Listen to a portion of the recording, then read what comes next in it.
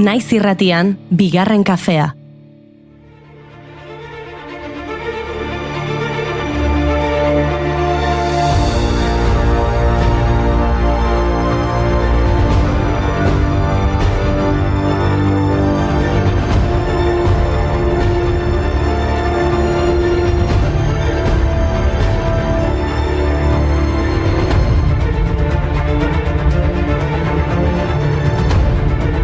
Egunon guztioi, egunon ekipo? Egunon Iñigo eta egunon Mai. Egunon guztioi. Titularrak ikusita gezurra dirudi, baina gaur indarkeria ezaren nazioarteko eguna da, Matxo Maitia. Halaxe da, bai, indarkeria ezaren nazioarteko eguna urriaren 2 ospatzen da Mahatma Gandhi Indiako independentziaren mugimenduko liderra eta indarkeria ezaren filosofiaren eta estrategiaren aitzindaria jaio zeneko urte hurrena delako.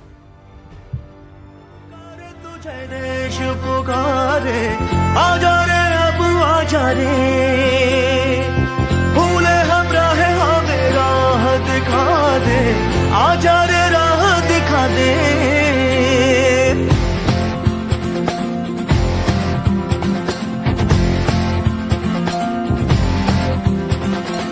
ऐनक पहने लाठी पकड़े चलते थे वो शान से जालिम कांपे थर थर थर थर सुनकर Mahatma Gandhi 1869an jaio zen, eta Indiako estatuaren sortzailetariko bat izan zen.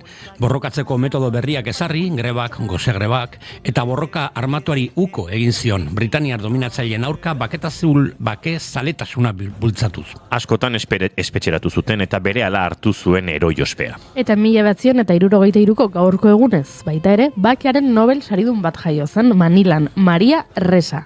Maria Angelita Ressa Filipinetako kazetaria da, Reipel informazioatariaren sortzailea eta zuzendari esekutiboa. Ikerketa kazetaria eta CNN korrespontxala izan da Asiako hego-ekialdean. Baita ABS-CBN-eren zerbitzuen zuzendari ohia ere. Ikerlari lanen ondorioz, online genero abusu kanpaina bat jasan du. Baita Rodrigo Duterte Filipinetako presidentearen jomuga izan da ere. 2021an pretxa askatasunaren munduko saria irabazi zuen UNESCOren eskutik, eta bakearen Nobel saria adierazpen askatasuna zaintzagatik.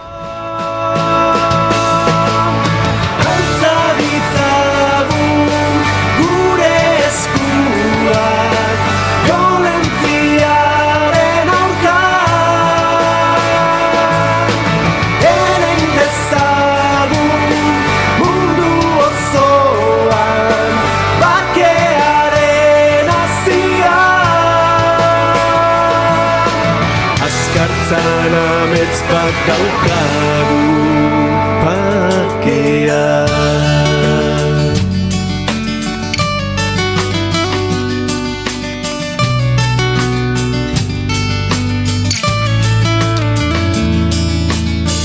Goizetik gauera lanean jardunez Guztion ametsa lortzeko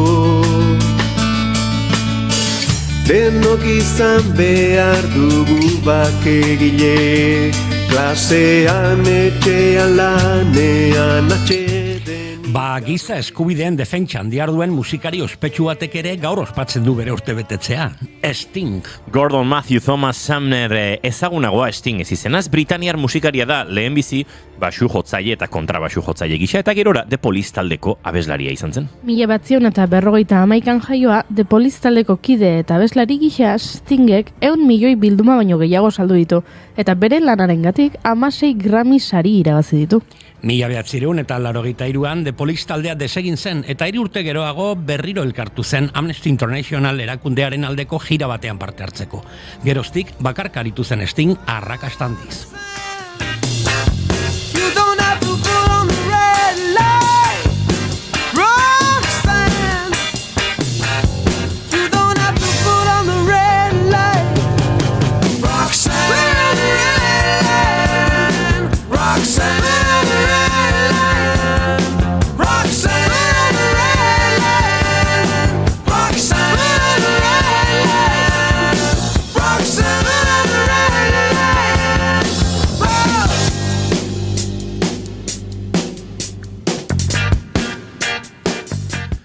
Ez dakit Stingek tarta partekatu nahi izango duen, baina kandelak piztu beharko ditugu bertsolaritzaren benetako ikono batentzat. Andoni Gaine jauna, Zorionak. 1961 jaio zen Zarautzen Andoni Egaina 4 aldiz irabazi du Euskal Herriko bertsolari txapelketa nagusia 4ak jarraian.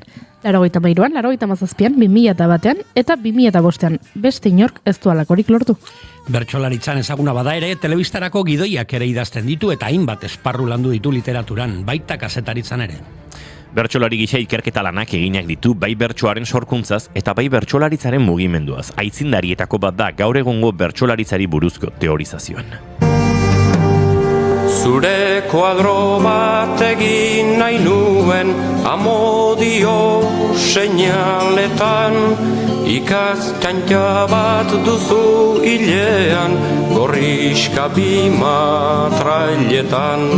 Hortzak zuriak Espainia gorri bizulo grise galetan, margo arrea urre margoa izan arren begietan.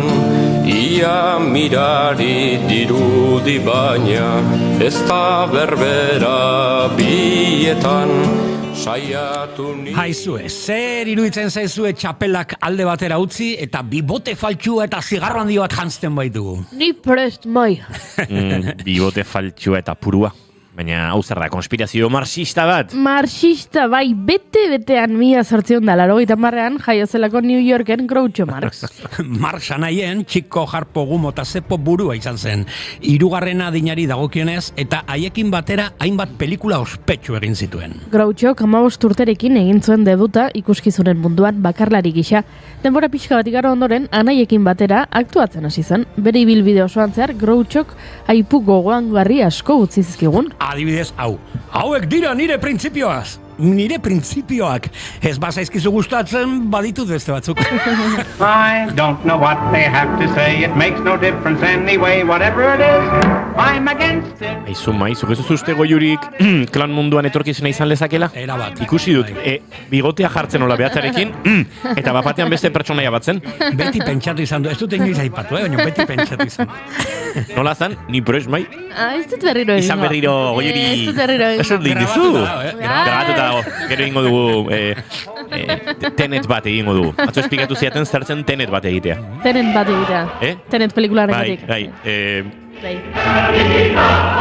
Bueno, nahikoa da, serio jar gaitezen. Artista handi bat hiltzen 1978ko gaurko egunez eta gu hemen zera. Txixauntzi bat, artelan bat izan zitekeela konbentzitzeko gai izan zen norbait. Noski, txixauntzia hankaz gora zegoen eta iturria izena jarri zion. Marcel Duchamp, frantziar estatuatuar artista eta xakelaria izan zen gehienetan mugimendu dadaistarekin eta surrealistarekin lotzen duguna. Haren artelanek egundoko eragina izan zuten lehenengo mundu gerraren ondoko artean.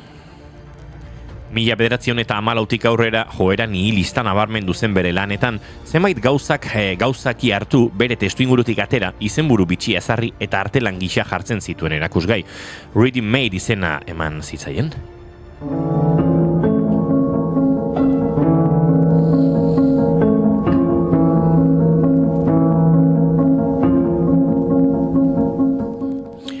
Eta gaur urte bete da Josefa de Bastabales hil zenetik. Josefa Juncal Barreiro, Josefa de Bastabales ez izenaz ezagunagoa, galiziar pandero jole izan zen. Gaztetan elizako ospakizunetan musikarekiko zaletasuna piztu zitzaion, eta musika tradizionala besteaz gain, akordeoia eta panderoa jotzen ikasi zuen modu autodidaktan. Jada adina aurreratuan bere bizitzak buelta bat eman zuen. Ramon Txau kazetari eta idazleak Bastabalesen etxe bat erosi zuenean. Biak adiskide egin ziren. Haren semea ere ezagutu zuen, Manu Txau musikari galiziar frantses ospetsua, eta erekin hasi zen panderoa jotzen eta abesten. Bravu mugimenduko pertsonaiak garrantzitsu bilakatuz. Galiziako toki asko bisitatu zituen eta herrialdean zein nazioartean ospe handiko talde eta artistekin partikatu zuen eszenatokia. Ala nola Cristina Pato, Susana Seibane, Fuxanos Bentos, Kompai Segundo, The Chieftains. Arrakasta honen jatorria, ia 70 urte zituela. Manu Txaurekin batera bira egin zuen Bartzelonan, Lyonen eta Logienteko interzeltiar jaialdian musika eginez. Oh, miña macoña, miña torcida, miña querida, miña galera. Oh, miña cachoeira, miña meniña, miña flamenga, miña capoeira. Oh, miña Miña, mi niña, miña querida, miña Valeria. Oh, miña maloca, miña la rica, miña cachaza, miña cadera. Ba, Josefa de Bastabalesen baimenarekin Galiziako konexioa izango dugu gaur gure programan, Mirari eta Larraiz Uruzola titiritero eusko galiziarrak izango dira gurekin, bigarren euskal txotxogilolarien topaketari buruz hitz egiteko. Unai Elordiren bisitare izango dugu Notebook LM tresna erakutsiko digu. Esan digu, irratirako ere baliagarri izan daitekela. Eta Ikeriri arterekin hautsak arrotzen jarraituko dugu, aurrekoan gure festan jatorria zalantzan jarri genuen, eta gaurko lerroburua esan dugu, hau izango da, 3. adinaren aurka. Eta Isabel Otsoarekin hitz egingo dugu etxeko langileen elkarteak helarazitako kexa baten arira. Horrela uste dut, asteko pres bagaudela, badator gure kafe makina martxan jartzeko momentua. Programa hau egitea erraza da, 3 urteko aur batek egin lezake. Oskar, ekarri 3 urteko ume bat! Egunon, Groucho zaleok, urriak biritu eta osteguna da ongi etorri bigarren kafera. Bai, naiz irratian zarete eta gu ezkara erotu. Horrela gentozen ja serietik.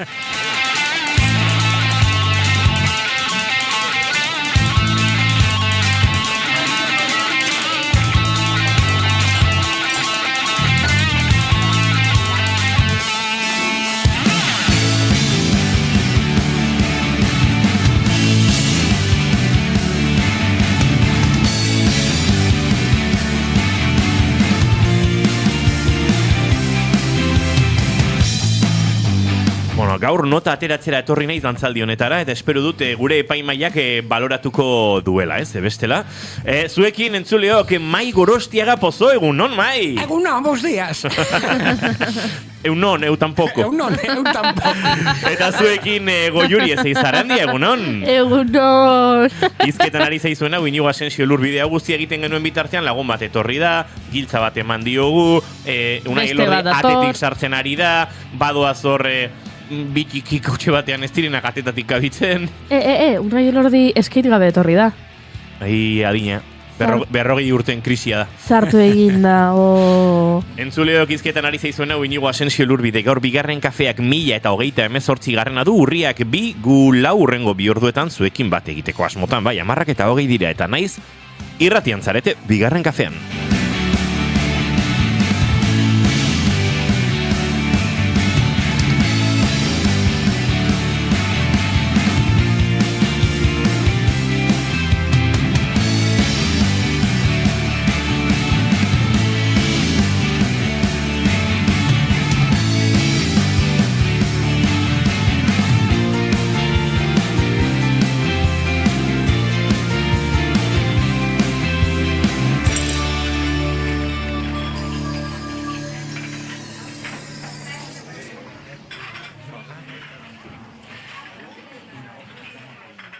Goizeko 10:21, nik zalantza daukat, ze abesti den egoki oraintxe jartzeko?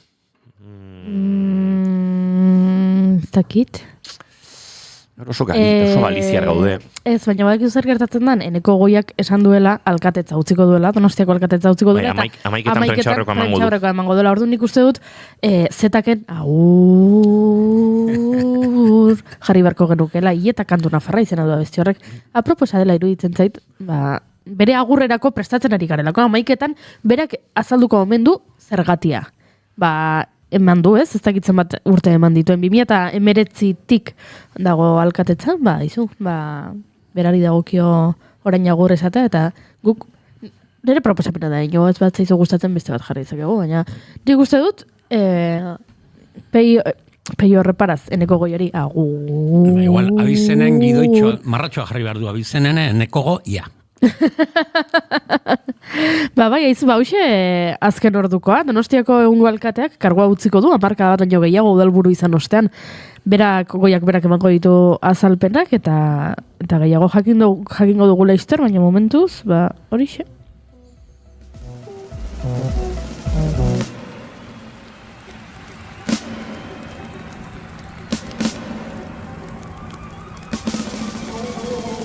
Gorroto zenituen hileta kantu nafarrak, ta orain idazten dizut bat.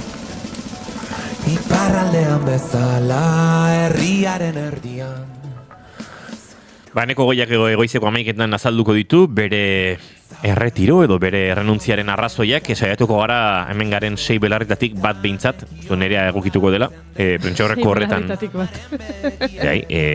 Prentxaurreko horretan izaten, eta nolabait azken orduko helarazten, gure 11etako boletinek uste dut gure lankideek zalua badiola, ez duela aukerarik izango 11etan hasiko den prentxaurreko baten berri 11etan emateko, beraz, saiatuko gara adi izaten. Datu bat gaizki esan dut 2019tik uste dudala, ez 2015ean irabazi zituen hauteskundeak, 2019an berretsi zuen kargoa eta 2023an berriro. Horregatik ez dut 2019, baina ez 2015etik alkate. Bueno, hemen gure txatean, zorionak egaina, ostras, Julen Goikoetxeren urteak pasazian tania aztuta, zorionak, nik hemen jarri dut, zorionak ez, Julenen urteetako barkamen bertsoa nahi dugu gorka. Men bestiok izan dugu bertsoa gure urte betetzetan, eta Julen gajoa, zera. Maite duta dora hendik postal bidali gabe aste hontan sin falta. Hombre, ari zara atzeratzen nahi baino gehiago. Maize edarra uxuek erejetaren diska orkezpena, ta non eta intujai animatzen zaituztet. Bai, urriak 17 intujai espazioan presentatuko du bere diska berria, eta por cierto, esan dit, ea bigarren kafera etortzeko aukera izango dula, zika itzengo dugu. Noiz orkesten du diskoa? Urriak 17 eta gero Durangora eta saia hasi da jabe orkesten eta bueltan. Fitxatuta. Bai. Zederra Galizia, bai, Galizia oso ederra da. La miña terra galega. Oso ederra da, bai. Eta Luis Taerak esaten duenean, la miña terra galega está en peligro. Hori ere, ostras, sartzen zaigu barru-barruraino. Goiuri gaur flojo, inigo gehiabost, toma, eskin det dantza, nere energia guztia men jartzen, ez daukadan energia jartzen. Hori egia da. Maio gehitabi, Unai Elordi zaharra nibez dela, ez Unai Elordi, pixka beti gazte da Unai Elordi, ez dut ustenik asko zahartu zaigunik, bere praimean dago, nela, omatek esan zure praimean zaude. Olatu aparrean esango genuke, hola jatorreta eta txukun. Maite duten tartearekin abiatuko dugu gaurko ere 1038 lenguan lagun bate galdetu zidan, zenbat saio egin genituen, da zenean, uste dut 1038, dela, ostras, eta zentzien, izu zorionak? Bai, egia da. Jo, hori asko da. Asko da, egia da. Zemat urte danik, ez urte asko dira bigarren kafe egiten. Eta irratsaio asko. Bai. Eta, berak, ez zuen honen berri, duela lagun bat, ezagutu erun pertsona bat, eta hori kontatu nionean, geratu zen hola, gomo, izu zorionak. Zepolita. Egia da egunero egiten dugula, eta orduan zenbakiak pilatzen joaten direla, eta... Bai. Baina tira, 7. denboraldia dau, bost urte, 6 urtera bidean goaz. Bai? Pixka bat berandu iritsi zinen barkontara, baina bai. Bai, badakizu orain jendeak nola kalkulatzen duen denbora, ez? Pre-pandemia eta post-pandemia eta pandemia etzen lehen urtean izan. Gugara pandemikoak. Oso ondo. Pandemia bat gara entzuleok. Zuek uste duzu pandemia bat garela? Ez. Izan hori. Noraite pentsatuko du. Ete gustatzen pandemia bat garela. Ete gustatzen, ez. Mai Gorostiaga Pozo, zein zure maite duta? Begira, ez dakit, baina gaur aipatu ibarret. Maite dut pazientzia. Ez dakit, maite dut behar dut, ez dakit, baina askotan nahiko... A ber, argitu hori, maite duzu edo behar duzu? Biak batera. Ados? Maite dut, askotan eta gauza askotako pazientzia handia daukat, baina beste askotan, como que zutan jartzen zara, emaitzak nahi dituzu biharko, erantzunak, besteen mugimenduak, ez? Zu xake partida, bizitzako xake partida hauetan, mugitzen duzu pieza, eta badirudi beste mugitu behar dutela berea lehenbailen, eta ez da horrela, eta izugarri maite dut pazientzia edo behintzat konturatzea ze garantzia daukala pazientzia eta ze garrantzitsua da itxoitea, denbora bere espazio ematia eta zain erantzunak iritsi arte, ez? Beraz, izugarri maite dut pazientzia. Ez da maite dute eskaxa, uste baino sakonagoa iruditzen zait, pazientzia maitatzea eta pazientzia eta beste tempo batzuk nolabait baloratzen jakite hori ere, beraz gora mairen maite duta. Hemen arazo dauzkat, berriz ere...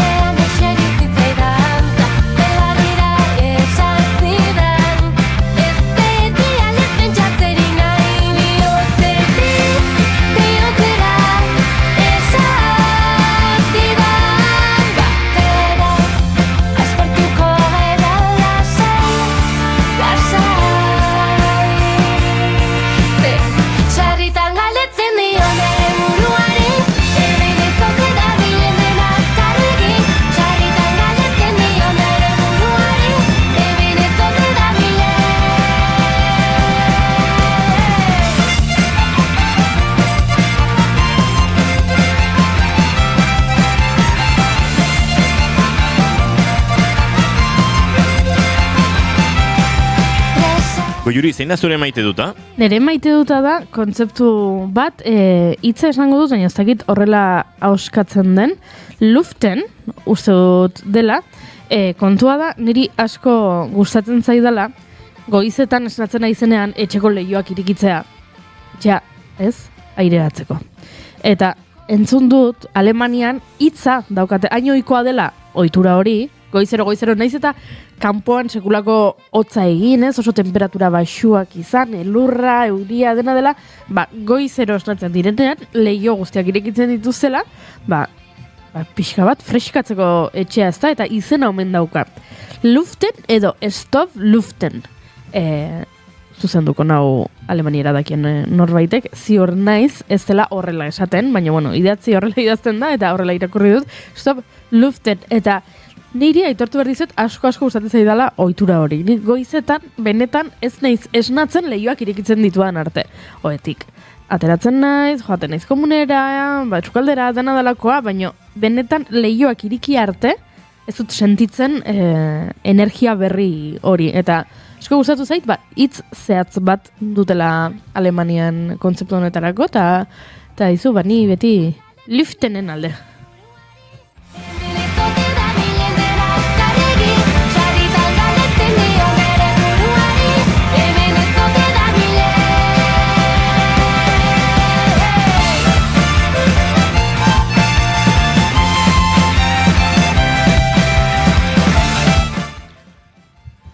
Nere maite duta, uste dut askok dagoeneko entzun duzuen adierazpen honi eta berarekin batera duden hainbatei ere.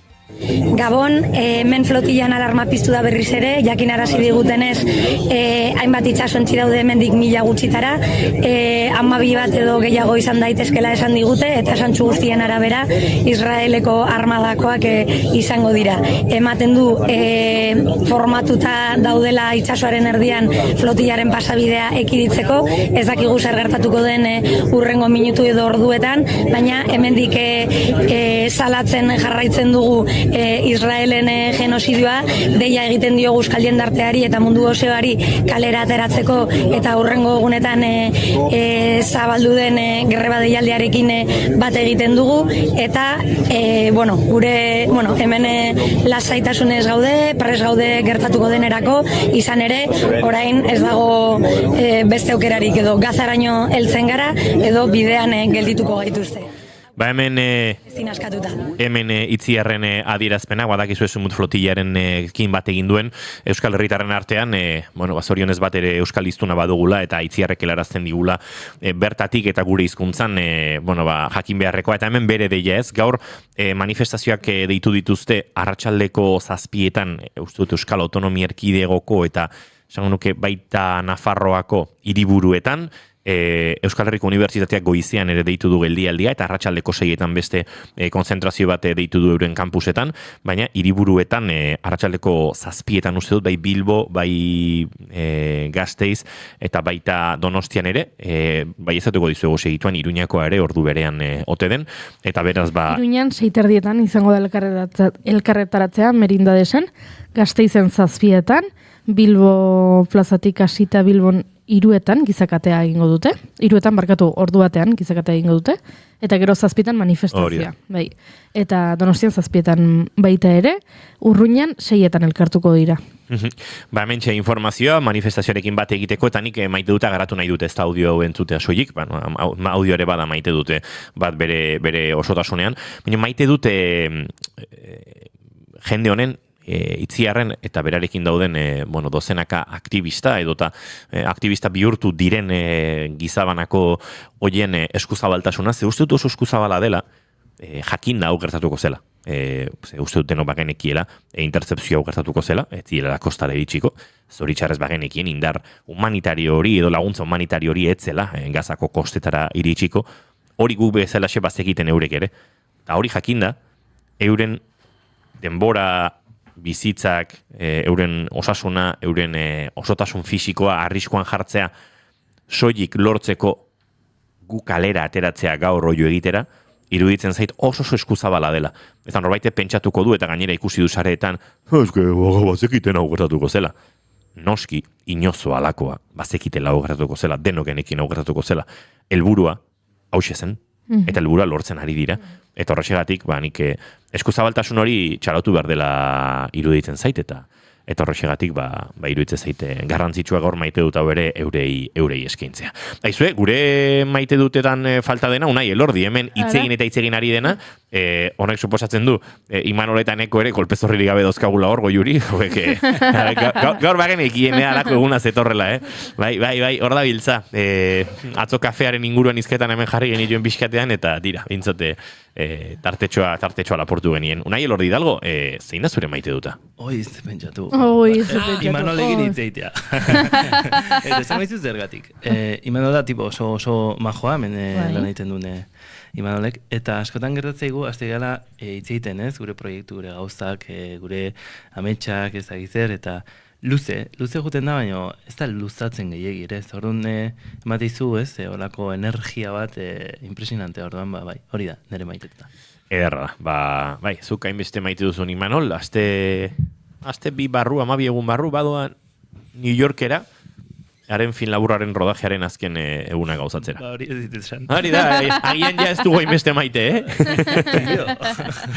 Aizu lanera doa, baina lanera joateak ez du esaten, ez du kentzen, han gozatuko dutenik, edo espero du gozatzea, eta tira kontatu beharko digu rodajea nola di joan, ez? Bai, noski. New Yorkera rodajea atera joatea? Gauza fascinantea. Zora jungo nitzake ni orain New Yorkera, Bai. Bueno, egia esan gauzak nahiko gaizki daude estatu batuetan, eta ez dakit orain den une honena, baina Nueva York bisitatzeagatik, eta pelikuletan ikusten duguna, horrez aurre ikusteagatik, eta bueno, bai, aizu, joango nitzake. Ez dakit, joateko beste bidatzuk topatu beharko dituzu, edo beste momentu batzuk uste dut, hau bintzat, ez dela zure momenturik errexena, bertara joateko, baina, tira, nik gauza bat diodan bezala, besteare, esan diezazuket.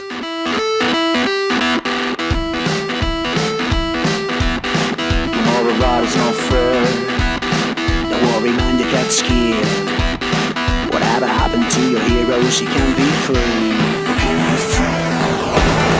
Where's that fight born? So let's just find that key. You come and get a shower, please. Status Irratxeioko abestia sortu genuen. Inigo, Carlos Arguiñanon bihurtu genuen. Kafe Katilloen marrazkiak egin genituen. Denetarik egin dugu Unai Elordi Hidalgorekin bigarren kafean. Adimen artifizialean aditua da, eta teknologiarekin jolastera etortzen da askotan. Beste askotan, kritika edo eztabaidarako tartea ere izaten dugu. Gaurkoan, tresna bat aurkeztera omen dator, Notebook LM. Googleen adimen artifizialerako erreminta bat da, eta antza denez, helburua erabiltzaileei kuaderno digitaletan informazioa modu eraginkorrean antolatzen, laburtzen eta aztertzen laguntza da. Horrela esan da, ez duzuela ulertzen, lasai. Unai Elordik azalduko dize, egunon Unai. Egunon. Orduan hori egin behar dugu gaur Notebook LM ezagutuko dugu. Nitazkat bi galdera oso motz. Oda. Ziazu goiuri. Bai. Bat, Notebook LM hori zuk dagoeneko baduzu zurekin jabetzan? Nola jabetzen, erabiltzen dudan? Zure, baduzu bat? Bueno, baino programa da. Bai. Programa bat da. Ez da gizeratik nik tresna bat zela uste nuen. Remarkabolekin igual konfunditu ez. Remarkable da beste Bai. digital hori, baina ez Notebook LM programa da. Programa bat da, ados. Erabiltzen duzu, bai. Bigarren galdera zan, bigarren kafeko kideok zuri oparitzea eskatu behar zenigun. Baina, lehenengo galderak erantzun du bigarren, den ondo. Nigo atxona, etzea zertaz enteratzen. Notebook LM inguruan ez dakit ezer. Horretarako torri da. Horregatik. Pentsanik zenbat enteratzen. Badakizu ez zeba esaneten aplikazio hau konkretuki, ze benetan iruditzen zait erabilgarria izan daitekeela. Daitekeela esaten dut, dela ez, daitekeela. Zue badakizuen maien buruan zer da bilen bueltaka? Notebook elemento ona izango dela. Ze izango da LM hori. Bai, hortxe. Hori da, azkenean, helburua oso ondo pentsatuta dago, hau da, nolabait gizakiok ere gure ideiak ondo organizatu alizateko, sintetizazio ariketa asko egin behar diteu, eskematizazio ariketa asko, mentalki prestatu argia, gure denbora behar dugu, eta askotan gertatzen den gauza ondienetarikoa izaten da, jasotzen digun dokumentu asko izaten diela oso luzeak eta askotan daukaten informazio guztia ez dula behar, ez? Eta ezakit, normalean administrazioa jartzen dut, uste dut dela adibiderik politena, ez? Jasoten duzu pliego bat, ez? 30 horrikoa, baina jakin nahi duzu benetan zenbateko dan presupuestoa eta zeintzu dian sortzen diren, ez? Behar izan horiek eta benetan zu barruan zauden edo ez, eta horrelako gauzak, ez?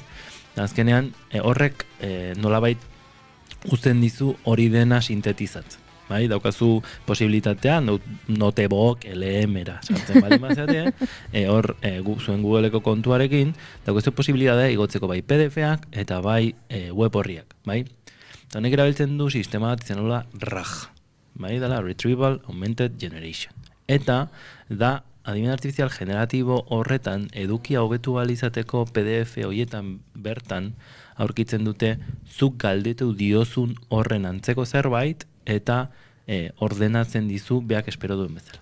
Bai, orduan da ChatGPT eta pausito bat gehiago, bai, laguntzen duela. Orduan, gertatzen dena, zuk nahi duzu informazioa hartu eta daukazu zure ez dakit deitu kuaderno, workspace, nahi duzun bezala, ez? Eta juten zea PDF desberdinak egiten daukazu posibilitatea galderak egiteko PDF hoien gainean, ez? Diozu esan dizu, ez ema da presupuestoa.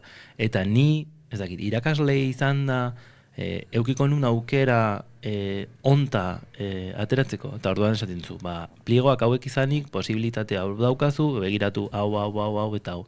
Baina ez dizu zuzenean idazten jartzen duela, baizik eta nolabait errezten dizu bidea, ez? Orduan, eduki sintetizazio horretan, egia esan oso erabilgaria izan daiteke. Gero ere, dauzka gauza batzuk, ez dakit ikasteko pentsatuta daudenak diren edo ez, baina bain manten dizu posibilitatea, zuk sortu duzu bigarren dokumentu hori ez, galdera erantzuna jasotzen asistente bezala, audio bihurtzeko.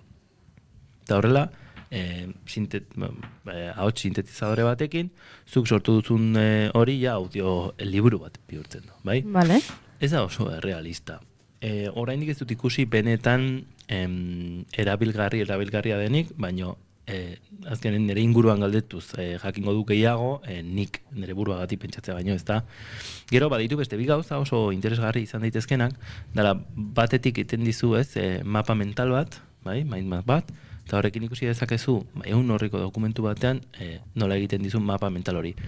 Baina, kontua da ere, beti ez duela asmatzen, eta orduan, gauza batzuk ez dira zuzenean kumplitzen, bai? Eta beste alde batetik ere, eta bai iruditzen zaitela ere interesgarria dela ikasteko txartelak egiteko posibilitatea daukazu. Epa! Orduan, zu ikasten ari zea, zure PDF-ak edo zure gauza dauzkazu, eta idazten diozu, gutxi gora berako, zuk eskatzen duzu zer dan nahi dezuna, ez? Era naturalean, eta esaten dizu sortu izkiazu txartelak, eta egiten dizkizu galderak zuk ikasi nahi dezun horrekiko. Hala, orduan, adibidez, imaginatu ari naizela gidabaimenerako ikasten, eta daukat liburua, autoeskolan eman didatena, PDF-eran eman didate, eta hortxe daude seinaleak, errepideko arau guztiak, ibilgailu mota ezberdinak, eta PDF hori, nik igotzen dut notebook LM-era. Hori da. Eta orduan esaten diot, esan diezaioket presta iezadazu azterketa bat? 30 galderako azterketa bat? Egin diezazuke, baina horrek ez du esan nahi, benetan zuk espero duzun azterketa horren antzeko izango denik, Zanet, beak prestatu aldizkizu, beak ikasi duen horren araberako azterketa kontzeptua prestatuko dizu, baina agian ez da zuk esperotakoa. Eta nik uste dut proba polit bat izan daitekela, Zuk aldiozu ere esan, azterketa horrela egiten da, lau opzio desberdin egiten diran zerbait izaten da, test modukoa izaten da, aldiozu prestatu mesedez horrelako bat egingo dizu. Horretaz gain ere aldiozu esan, aldizkiazu etxartel galderak egin. Nik imaginatzen dut horrela, historia ikastera juten ginen momentuan, ez, kriston totxoak ikasten genitu, eta askotan, gure lagun edo liburutegian bata besteari galderak egiten genizkion, benetan ikusteko ondo memorizatu genuen informazio guzti hori, ez?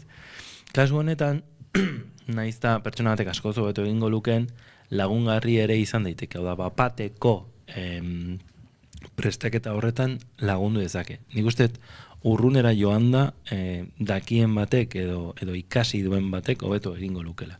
Baina, botoi bati eman da, nahiko da daukazu. Ikusten ari naiz. Interesgarria da. nik unibertsitatean, historiako irakasgai batean, gure lehenengo etxeko lana izan zen gerra hotzeko mapa kontzeptuala sortzea. Eta ez dakizu ez buruko min eman zizkigun mapa kontzeptual on bat egiteak, bere lerrotxoekin eta bere guztiekin, eta hori izan zen mapa kontzeptuala egiten denbora eman genuen, ze, agian batzuk informazio gutxiegi jartzen zuten, beste informazio gehiegi, eta erakutsi ziguten benetan nola egin ondeta ikusten ari naiz, orain, zuk igo dezakezula adibidez, hori ez, gerra hotzeko historia kontatzen duen PDF bat, eta mapa egiten dizu. Edo zuzenean artikulu baten referentzia pasatu, ez? Periodiko batekoa, eta zuk nahi izkiozun galderak handizkiozun. Ulertu behar da, hau herramienta bat dela, ez? Gailu bezala erabili daitekela, baina horrek ez duela esan nahi, ze hau askotan entzuten den gauza bada da, adimen artifizialak asmatuko du ze pentsatzen ari zaren, edo ez. Eta edo ez hori ez da esaten. Baina gertatu daiteke edo ez izatea. Orduan, ez asmatzeak ere badauka bere eragina, beraz, konfiantza guztia nik ere ez nuke jarriko. Interesgarria izan daiteke, baina, esango nuke, batzuetan ez duela asmatzen, eta kontutan izan behar gola, noski? Bari naiz ikusten, beraiek ja sortu dituzte kuadernotxo batzuk, edo ditzen diote kuadernotxoak, notebook batzuk ikusteko nola funtzionatzen duen, eta egia esan, mota askotakoak daude, hau da, badago bat Yellowstonerako bidaiatzeko gida, eta hortxe informazio pilo bat, eta galderatxoak, eta artikulu batetik sortu du Yellowstoneen historia, sortu du 4 egunetarako bidaia planifikazioa, sortu ditu nerabeentzako Yellowstoneen galderatxo batzuk egiteko irisgarritasun plana, pixka denetarik, eta gero badago beste bat, adibidez, William Shakespearen obra osoa.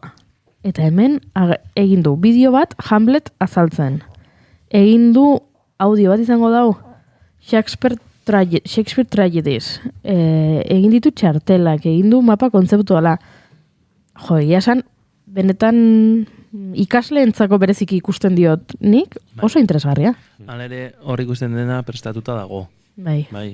Askotan harridura efektu hori sortu nahian ondo bukatuta dauen lanak dira. Hau da, ez da bakarrik normalen, ez da izaten zuzenean adimen artifizialak eman dizuna, baizik eta badauka horrelako revisio edo berrikuspen prozesu bat non gizaki ezberdinek esaten duten. Hau erakutsiko dugu ikusteko zein da bere potentziala.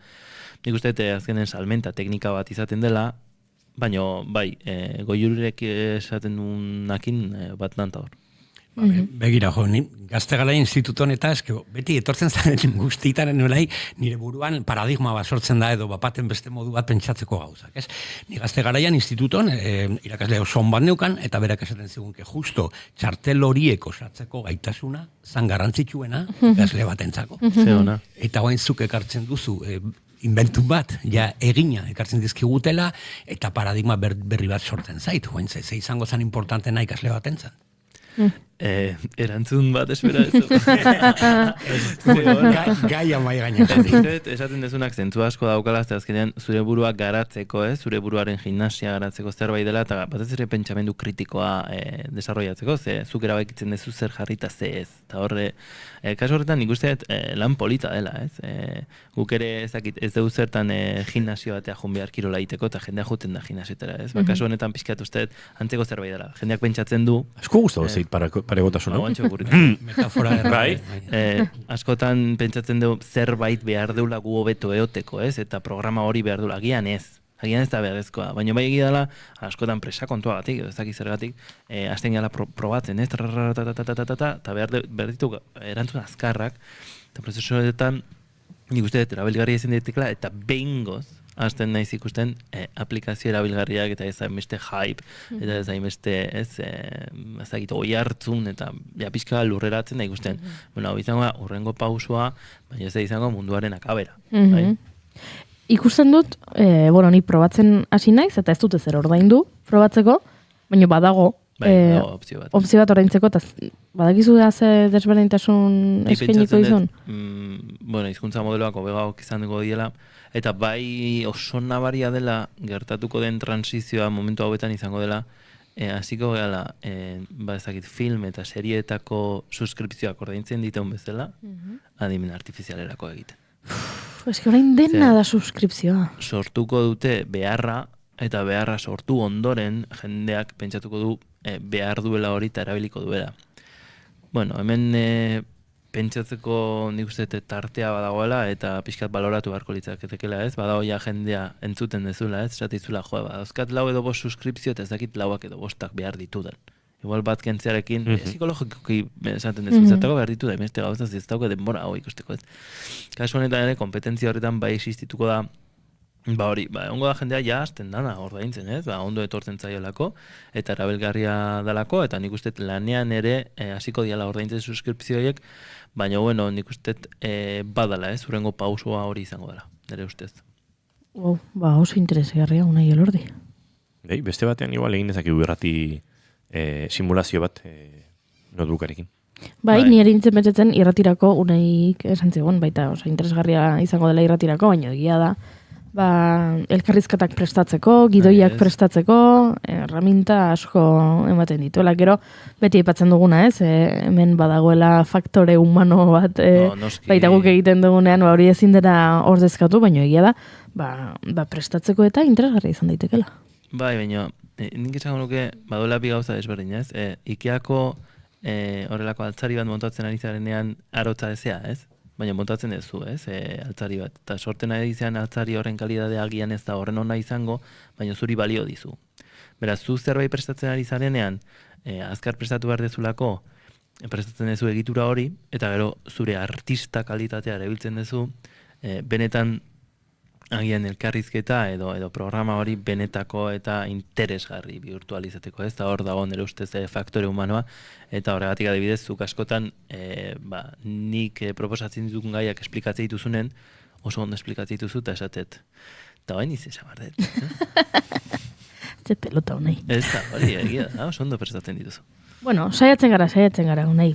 Haizu, notebook LM esan dugu doainik, gure entzulek probatu nahi balin badute, badago aplikazioa, baina sartu zaitezke ordenagailutik webgunean aplikazioa, instalatu gabe beraz. Hemen proposamena entzun duzu, Unai Elordik esplikatu du, ze gauza ondituen, baita ere kontuz ibiltzeko, hainbat gauzekin, ezin digulako egin, guk egunean espero duguna, baina haizu, zuek etxean begiratu, eta gero haizu guri kontatu erabiltzen hasten zareten guk ere, edo guk ere xaxatuko dugu, pixkat probatuko dugu. Unai Elordi dalgo, mila esker.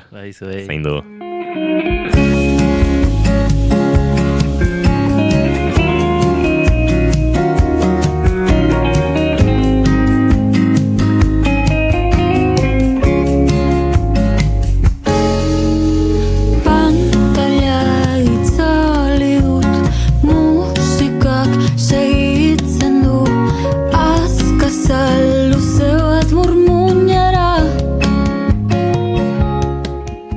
Pandemia garaian aktibatu zen prozesua. 2022ko otsailean Gasteizen elkartu ziren hainbat kide feminista euskal zaintza sistema publiko eta komunitarioa ezagukarritzen hasteko, eta oraingo zaintza sistema eraldatzeko asmoz mobilizazio prozesu bati ekin zioten. Ondorioetako bat, 2023ko azaroaren 30ean egin zen greba feminista orokorra izan zen. Denon bizitzak erdigunean. Ikusten zaitut. Zaintza krisiak aurpegi ugari ditu. Etxeko langileen esplotazioa, lan baldintza negargarriak, desera araututako sektore bat, langile migratu asko atzerritartasun legearen ondorioz diskriminazio egoeran, lanaren prekarizazioa, langabezia, lanaldi bikoitzak, zerbitzu publiko urri eta prekarioak.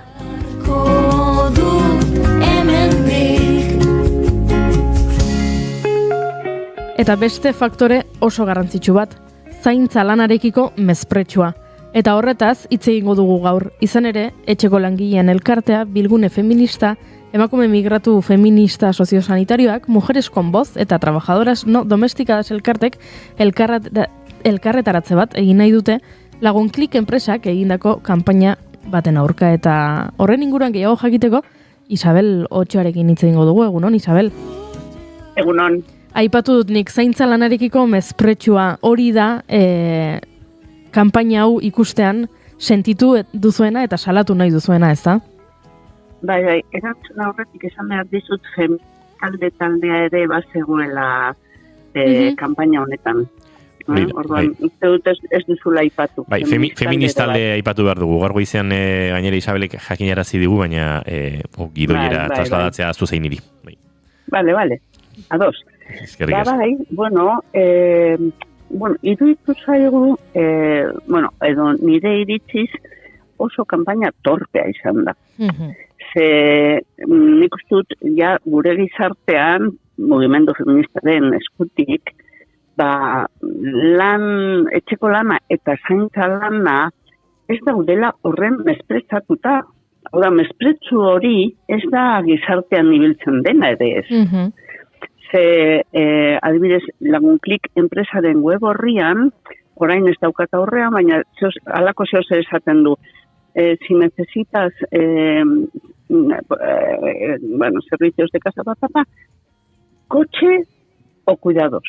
Claro, hori dana parekatzea eta beraien publizidadean web horrian horrela zetorren.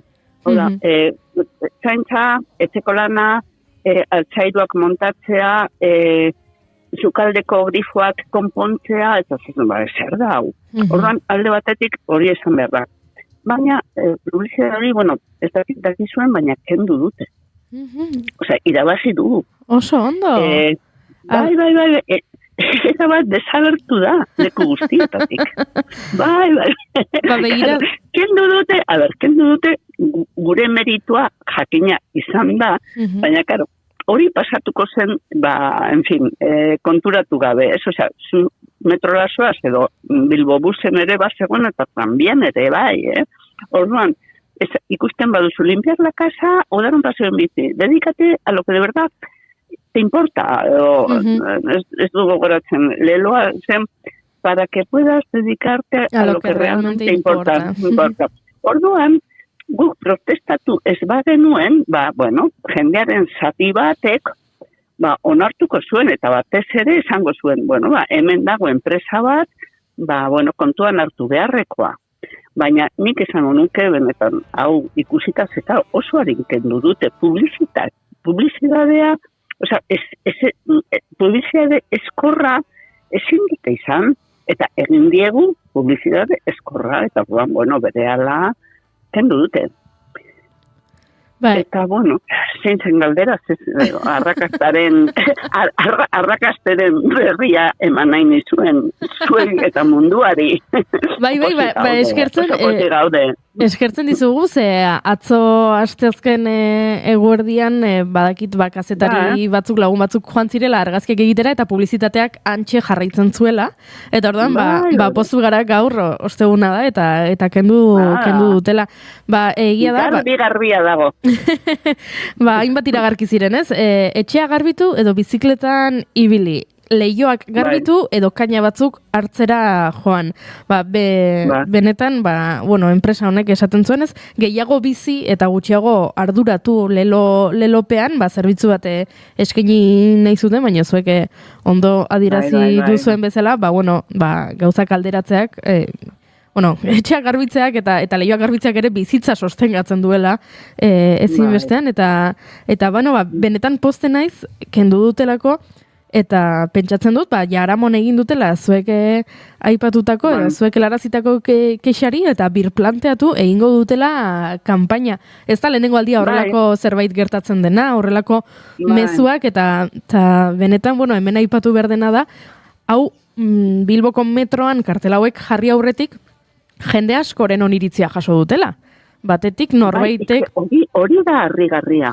Horregatik pentsatzen genuen, berdintasun planak daudela, metron, tranbian, edonon, ez?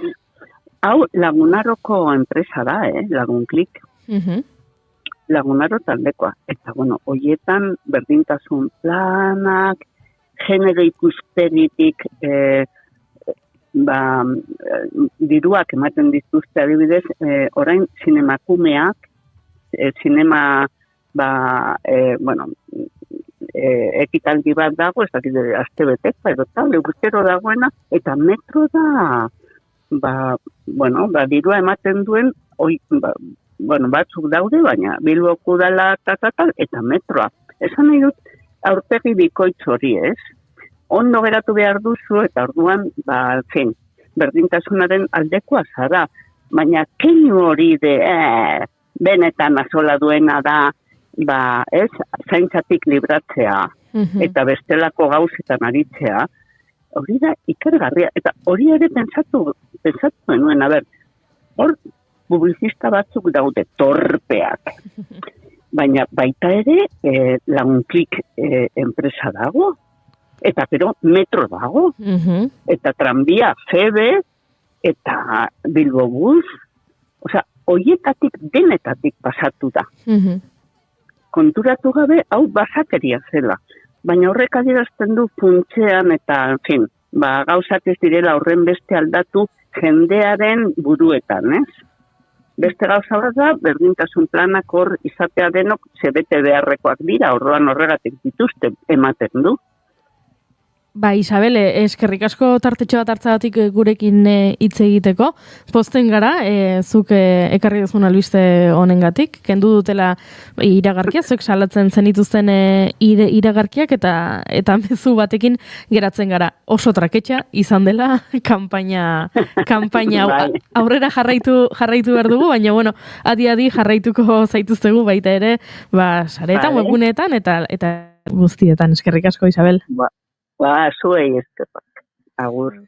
Eskerrik asko Isabel Otxoari, bagoaz estudio zentraletara, azken ordukoaren bila, bien bitartean Eneko Goiaren agerraldia ere badaukagu gurean, eta segituan uraren zuten hariko gara. Zaloa Badiola, egunon?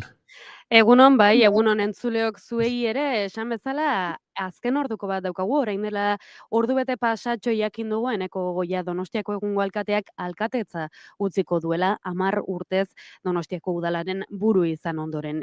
2015ean iritsi zen alkatetzara, EAJak botoen 29,65 lortu, eta PSE gobernu ituna sinatu ostean, horri esker alderdi jeltzaleak udala berreskuratu zuen ia 3 hamarkadaren ondoren ordutik, 3 agintaldi jarraian egin ditu, 2019koa, 2023koa, eta badirudi bere ordezkoa Jon Insausti izango dela, gaur egun alkate orde eta kultura, kirol eta turismo zinegotzia dena dela, oraintxe bertan hasi behar zuen prentxaurrekoan emango ditu azalpenak Goiak berak, Asensio Zulesko, hasian da prentxaurrekoa ikusten du baiat.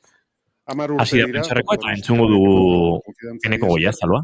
Donostiako alkate naizela. Datorren urriaren 16an, politika orokorreko plenoa ospatuko dugu, udalbatza areto honetan bertan. 10. aldiz, bertan aukera izango dut, hiriaren egoerari buruzko azalpena egiteko. 10. eta azkena izango dela jakinarazteran atorkizue gaurkoan. Pleno hori amaitutakoan, alkate izateari ustea erabaki dudalako. Vengo a comunicaros que el Pleno de Política General que tendrá lugar el próximo día 16 de octubre será mi último pleno como alcalde. Dado que finalizado el debate, presentaré... azaldu du Eneko Goiak bere azken plenoa izango dela, baina arrazoiak entzun nahiko ditu. Nire alderdiarekin partekatu dudan erabakia da gainera. Aurrerantzean, alderdiari egokituko zaio erredebua zeinek hartuko duen erabakitzea. Hori egiteko ordezko bikainak dauzka gainera Eusko Alderdi Jeltzalearen udaltalde bikain honek. Decía que esta es una decisión que había tomado hace ya mucho tiempo. Bari da, adierazten aspaldi hartutako erabakia dela. Creo que es bueno saber hacer un... Haren lekuko hartuko duten asko prest direla, nahiz eta dagoeneko informazio hori nolabait aurreratu ahal izan dugun, Zaloa Badiolaren ahotan, eta hortetan zinegotzi izan den... Buscando una reflexión que le hice a un periodista, que creo que no está hoy aquí. Jarraitzen du azalpenetan. No la he podido encontrar, pero recuerdo muy bien la respuesta que le di cuando me preguntó si contemplaba ser un alcalde eterno. Le dije que no, que tenía muy claro que la alcaldía era un ciclo que debía tener un principio y un final. Y cuando daba esa respuesta, confieso hoy que siempre estuvo en mi mente el límite. Kazetari batek galdetu zionean ea Eternaleko alkate izan behar zuen, arke garbi izan zuela buruan zein zen Eta oso tentagarria erantzuna. dela, ere aitortzen dut. Zuela hori izan nahi. Baina garbi dauzkat bi gauza. Politikan proiektuak direla garrantzitsuak eta pertsonak horien zerbitzura gaude da, eta inertzia ez da bat ere ona. Siempre se pueden encontrar razones para seguir. Beti topa daitezkela jarraitzeko arrazoiak, baina politikariak Además, herriaren eta jendearen zerbitzura dauden pertsonak izan behar dutela dio Eneko Goiak. de que eso está en muy buenas manos. Porque hay equipo, muy buen equipo para Bere que taldea, PNV siga liderando. Eusko Alderdi Jeltzalearen Donostiako lidertza Estos 10 años han sido azpimarratzen ari da, 10 urte hauen El Pleno de Política General que celebraremos el próximo día 16 de octubre será una buena ocasión. bide hori baita autogora ipatzen. Gauza asko gertatu dira 10 urte hauetan. Eta aitortuko dut, hasitako proiektu batzuk alkate gisa amaituta ez ikusteak pena pixka bat ere ematen didala. Bereziki, Donostiako topoa eta abiadura handiko trenaren geltokia. Baina lasaitzen nau jakiteak ondo bideratuta daudela eta laizter amaituko direla. Loiolako kuartelak Donostiako udadarenak direla jakinda pozik noa. Erderaz esaten dan bezala, misión cumplida. Los retos y apuestas de la ciudad están bien dibujados y están en buenas manos. Son retos y apuestas que esté donde esté, seguiré apoyando e impulsando. Porque lo que nunca deja Hiriaren erronkei buruz ari da, bereziki Donostiako metroa eta abiadura handiko trenaren Antes de que me preguntéis, iritsiera eta geltokiaren eraldaketaz. os contestaré que eso hoy no es relevante. No cierro este ciclo porque vaya a abrir otro ciclo. Lo hago porque creo que es importante tener claro siempre dónde está el principio y dónde debe estar el final. Hasiera eta amaiera non izan behar diren garbi Daramat nerekin bihotzean. izan behar dutela, eta ez dela garrantzitsua gaur ondoren zer egingo duen, ez dagoela hemen Zitekeen erabakitzea zikloa motzagoa izan behartzuela. haren etorkizuna zehazteko. Eta orain gauza bat eskatu nahi diet Donostiarrei. Datorrenari ere niri eman didaten konfidantza eta laguntza eskaintzea eta ematea. Lan asko dago aurretik Donostiak aurrera egiten jarraitu dezan. Eta horretan guztiak gara beharrezkoak. En los días que quedan tendré ocasión de agradecer como se merece a todos los que me han acompañado en este apasionante viaje. Pero hoy me dejaréis que muestre mi especial agradecimiento a mi grupo, al grupo de AJPNV, del que formo parte en este ayuntamiento. Bere talde politikoari, Eusko Alderdi Jeltzaleari eskerrak ematen ari da Eneko Goia, Mi familia que me ha aguantado y apoyado familiari ere emandako babes hori eskertu, por haberme dado la impagable oportunidad de trabajar por mi país, Euskadi, y por mi ciudad, por la ciudad que adoro, Donostia. Eskerrik asko. hauexek Eneko Goiaren hitzak, nabarmentzeko bere herria Euskadi dela eta ez Euskal Herria nonbait, eta nolabait ez dagoela hemen bere etorkizuna hitz egiteko. Etorkizuna ere zabalik utzi du Zaloa Badiola, nolabait haren erreleboa izango denaren arira, akaso gaur protagonismoan norberak behartzuen, baina keinuei begira lehen besarkada haren hitzordua bukatu den honetan, eta streamingez ikusten ari garen honetan, Jon Insausti berak ere eman dio, eta badirudi denok argi xamar dugula de informazio hori azken horretan zabaldutare bazegoela, urteotan turismo, kultura eta kirol zinegotzi izan den Jon Insausti izango delaren lekuko hartuko duena. Bai, eta badirudi, azalpen garbirik ez du eman, zergaitik utziko duen alkatetza, eskerrak eman ditu hori bai, konfiantza osoa duela bere alderdi politikoan, Eusko Alderdi Jeltzalean, badirudi orain galderak egingo dizkietela, kazetariek agian hor argipenik emango duen jakingo dugu, edo jakingo dugu informazio gehiago, ez dakite gehiago entzuteko aukerari dugun, Asensio? Bai, entzungo dugu bera. Y la decisión de quién deba ser a partir de ahora alcalde de San Sebastián corresponde al partido al que pertenezco. Luego será el partido el que determine quién alderdiak erabaki beharko duela, y quien lo comunique en el momento que considere. Nork ordezkatuko duen Eneko Goia erabakitzen duten momentuan. Bai. Galdera gehiago ere.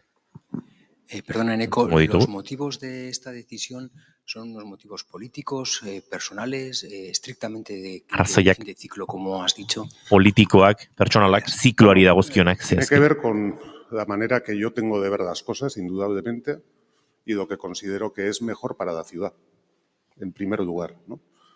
Yo he sido candidato a la alcaldía de San Sebastián en 4 ocasiones. La primera vez no lo conseguí, las otras 3 sí. Y no veo de ninguna manera que sea oportuno adoptar una 5ª vez. me lo habéis preguntado muchas veces, nunca os he contestado, porque no se debe contestar a esa pregunta.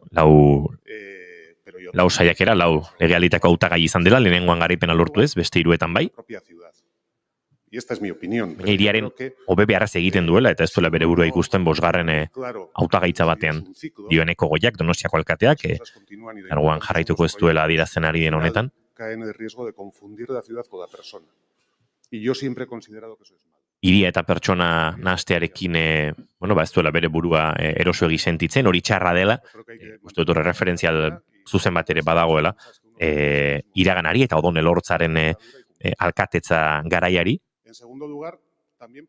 Baina akaso, eta ikusiko dugu norbaitek bertan galdera hori egiten dion, uler dezakegu bosgarren hautagaitza bat ez protagonizatzean eko goiak, baina galdera uste dut behar beharrezkoa dela zergatik orain legaldiaren erdian erabakitzen duen eneko goiak hau jakinaraztea, ez? Uste dut hor. Mezuarekin, erantzunarekin oso koherentea ez den zerbait ere badagoela.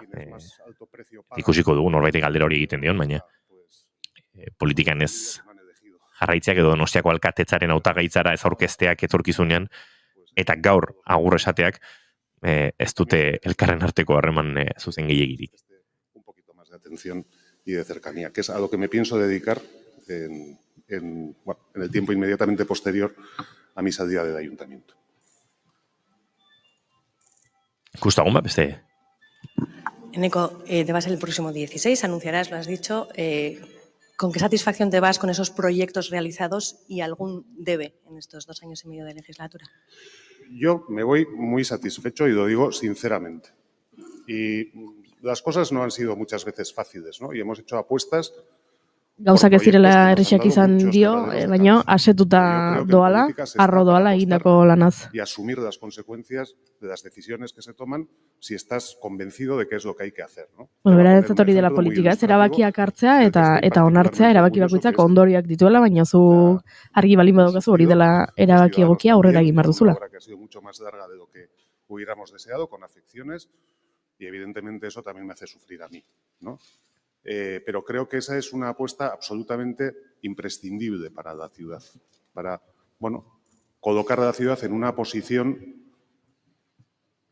que permita que avance. Es que lo otro es no tomar decisiones nunca, no meterte en Dios y no hacer nada.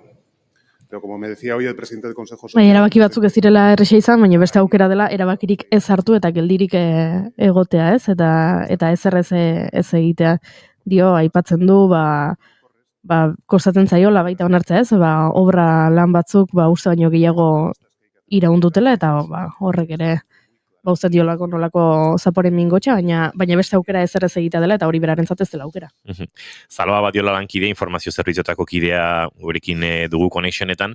Zaloa, uste dut ez dakit nola bizi duzun zuk ere, denok ari gara lehenengoz informazio jasotzen, baina agerraldi honetan akaso kazetaritzatik interesgarriena erabaki hau hartzeko arrazoia bera dela, eta arrazoiak berak ez dakit hot xamar edo eskaituen uzten, ez? Eternalizatu ez den alkate baten etorkizunean ez egoteko arrazoia gauza balditzateke, eta 15 egun barru agur esatea beste bat, ez?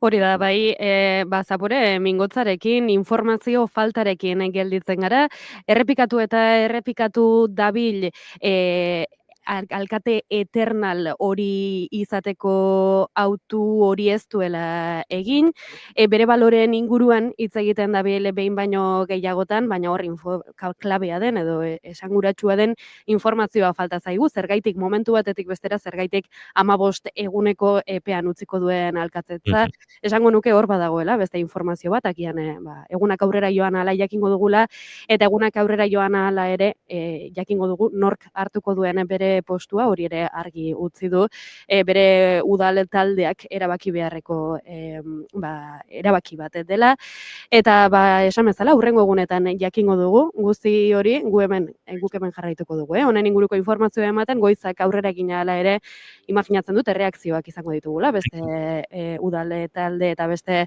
alderdien aldetik, eta beraz hurrengo orduetan eguerdeko 3 bitarte, hementxe izango gara, honen inguruko informazioa informazioa ematen.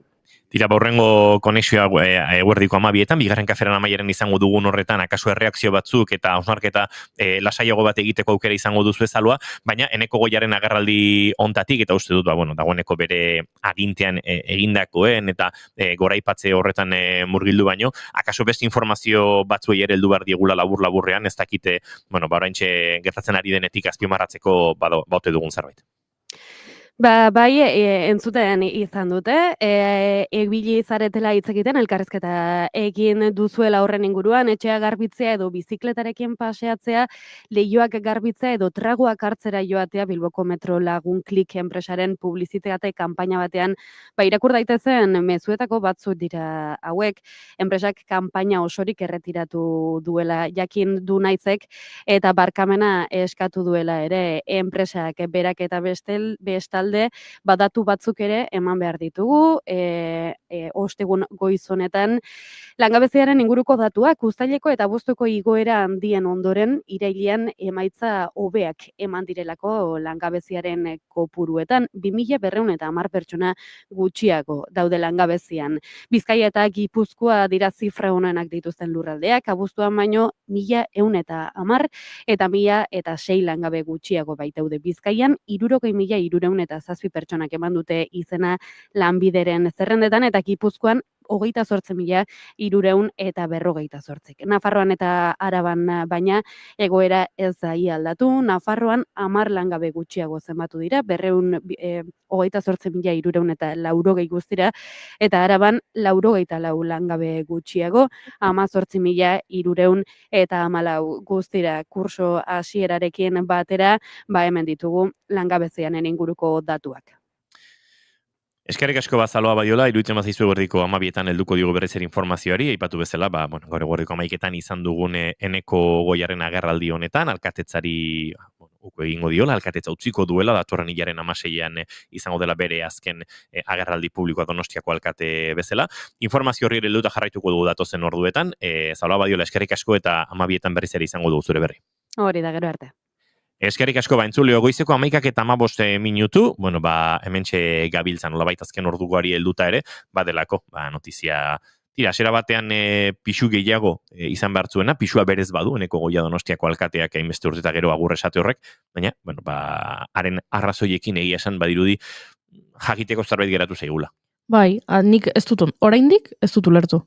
Eta azaldu du, eta hitz asko erabili ditu, baina nik oraindik aitortu behar dizet, ez dudala ulertzen dut betiereko alkate bat ez naiz izango kontzeptu hori. Hasiera bat eta bukaera bat izango du nire alkatetza zikloak, baina orain bukaera hori zergatik ez aurreko hauteskundeetan ez aurkeztu zerrendaburu bezala, edo zergatik ez itxaron aurrengo hauteskundeetara arte. Uste dut, norbait hautagai aurkezten denean asumitzen duela hiri bat gidatzearen ardura politiko horrek iraungo duen 4 urtetarako. Ez balin bada, beste arrazoi bat balego, noski ulertuko genuke, baina betirako egon nahi izate horrek, uste dut talka egiten duela zuzenean, duela 2 urte terdi izango dira, ezta? Azken hauteskundeetan hautagai izateko erabakiarekin. Gauzak horrela, beste informaziorik balego, hau elitzateke horrela, baina dugun informazioarekin, nik uste dut arduragabekeria politikoaren mugan dagoela Eneko Goiaren agurrau. Eta pentsatzen dut beste informazio bat egongo dela. Ez dudan ulertzen da zergatik ez daukagun. Nik uste dut iritsiko dela. Iritsiko da. Baina ez dut ulertzen oso zergatik fastikulotan jaso behar dugun. Agerraldi publiko bat egin duzu esateko ez duzula Donostiako alkate izaten jarraituko eta asumitu duzun. Eta herritarrek euren bozka bitartez esleitu dizuten ardura politiko horri uko egin behar diozu, uste dut arrazoiak mai gainean jarri behar direla, direnak direla. Eta bestela erabaki hau arrazoi horiek emateko moduan zaudenean, mai gainean jarri. Izan daiteke, bere osasun egoeraren inguruan, zerbait elkarbanatu nahi ez duela, edo beste arrazoire mat, euskalo. Baina horrela, herritar bezala uste dut, bai dela, hotz xamarra agerraldi hau. Bai, eta, nik uste dut ez direla harrituko, espera eta ez da bere alderdia ere, jendeak pixa bat susmoz edo hartzen balin badu azalpen hau, niri ere iruditu zait informazio guztia zugula osorik jaso, eta hori, beraien erabakia da, beraien jakingo dute zergatik horrela kontatu nahi izan duten, baina sentsazio horrekin geratu gara behintzatu egin falta dela informazioa. Aurrera egingo du entzuleok eta esan da bezala, eguerdiko 12etan akaso zerbait gehiago jakiteko moduan ere, izango gara. Dira, garai bateko ekaitzak, harrapatu gaitu, gelditzeko holtzak. Iesigoaz, barrenera, urtzeko borderik dauden beldurren izotzak. Baina norenak dira, ez ditut sentitzen ireak. Itxutu gaitu zure gorrotoaren keak.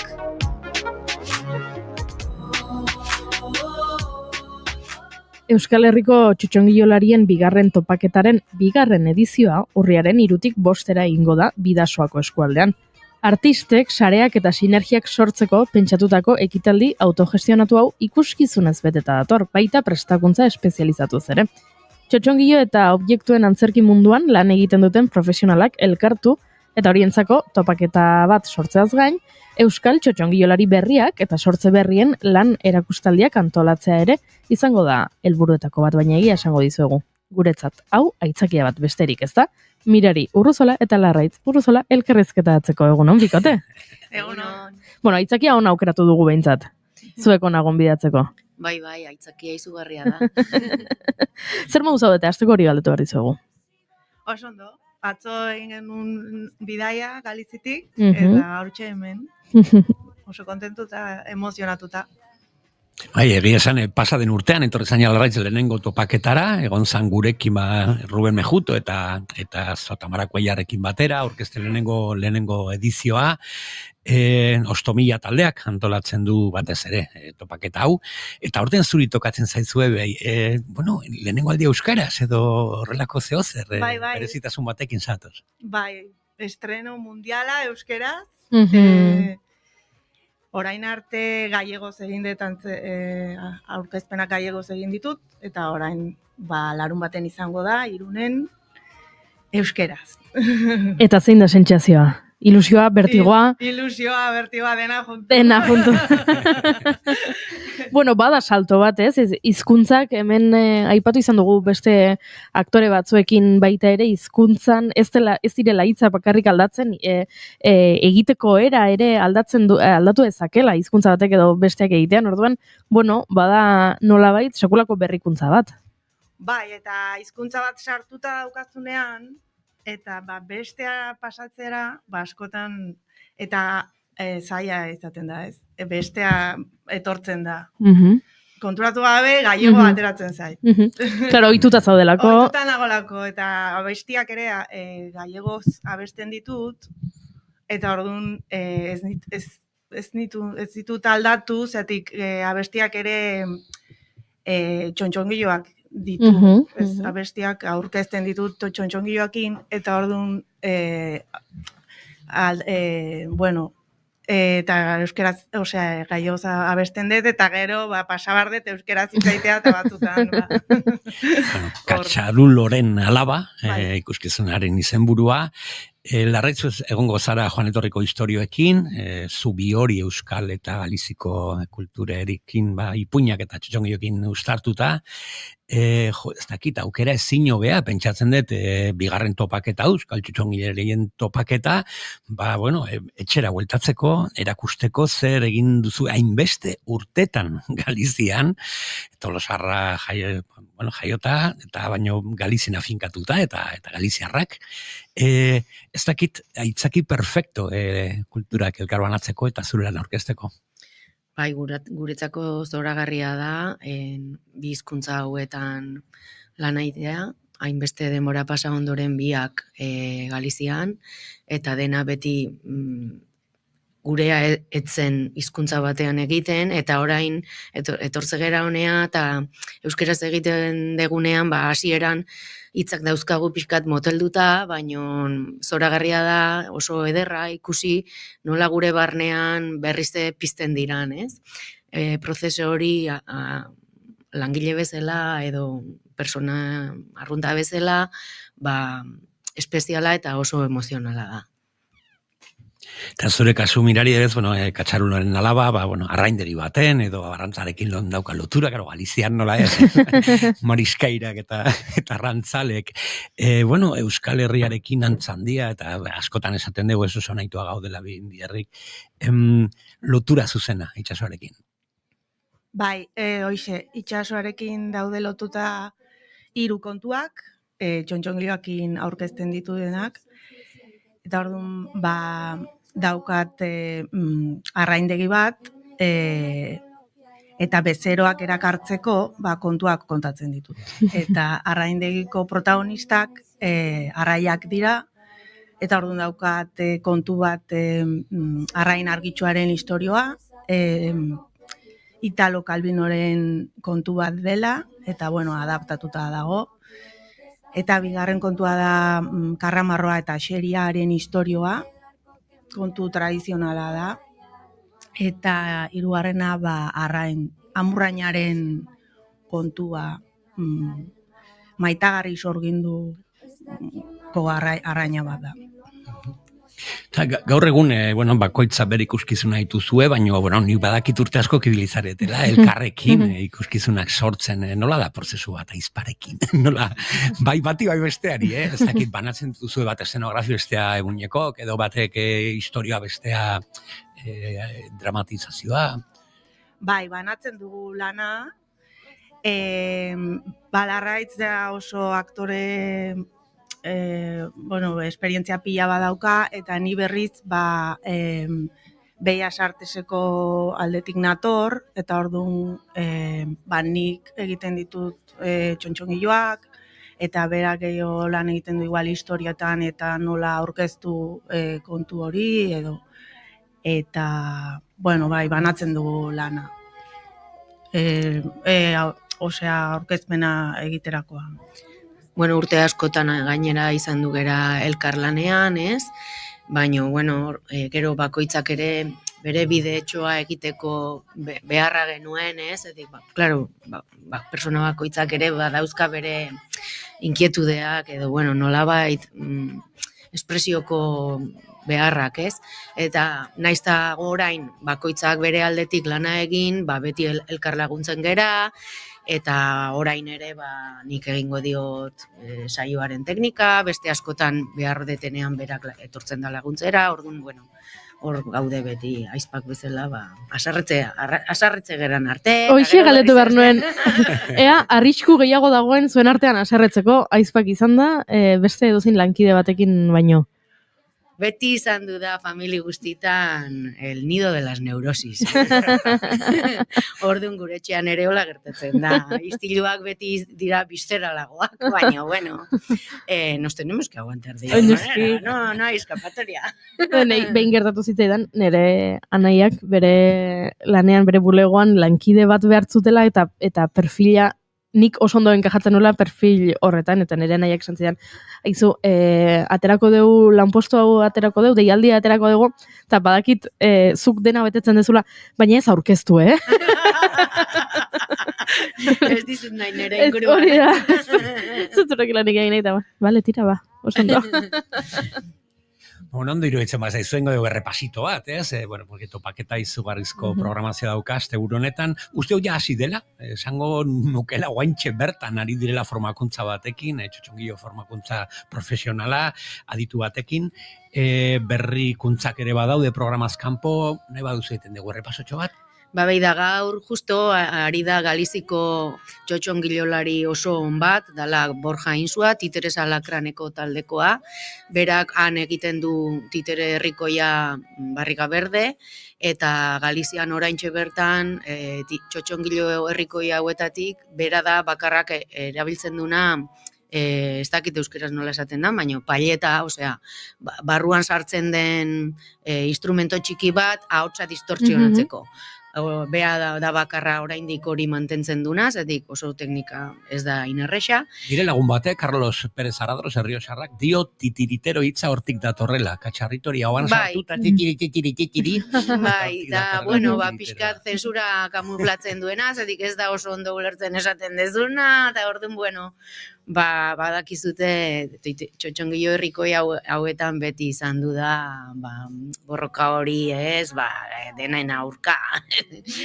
Eta interesgarria da, igual personai nagusi horrek egin behartzunean, Frankoren denboratan, edo Elizaren aurka, edo poliziaren aurka, edo, pixkatez bazan ulertzen, hobeto, o erdipurdi ulertzen bazan, ez?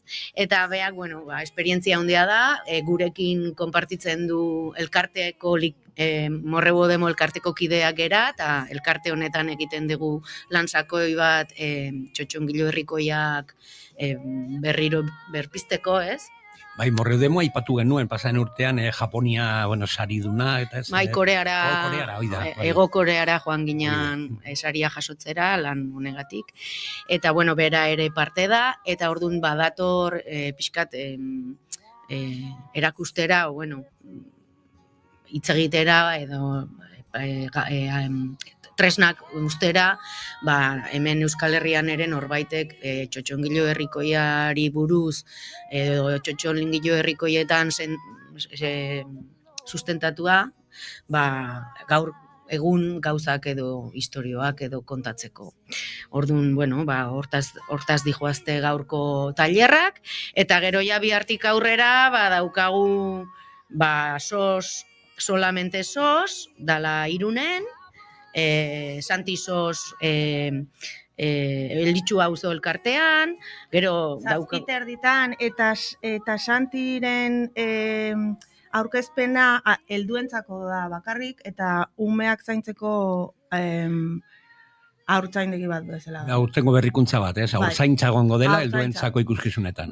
Ikuskizun gehienak larun batean dira, ia denak Dunboa auzo elkartean, edo Tokialai eskolan, edo Larrea Handi auzo elkartean, eta baita ere dauzkate, antolatu dute Tamara eta Rubenek saio batzuk Hondarrabin, Mirari ere Hondarrabin izango da, eta Eltenderete Bizkaiakoa ere Hondarrabin izango da.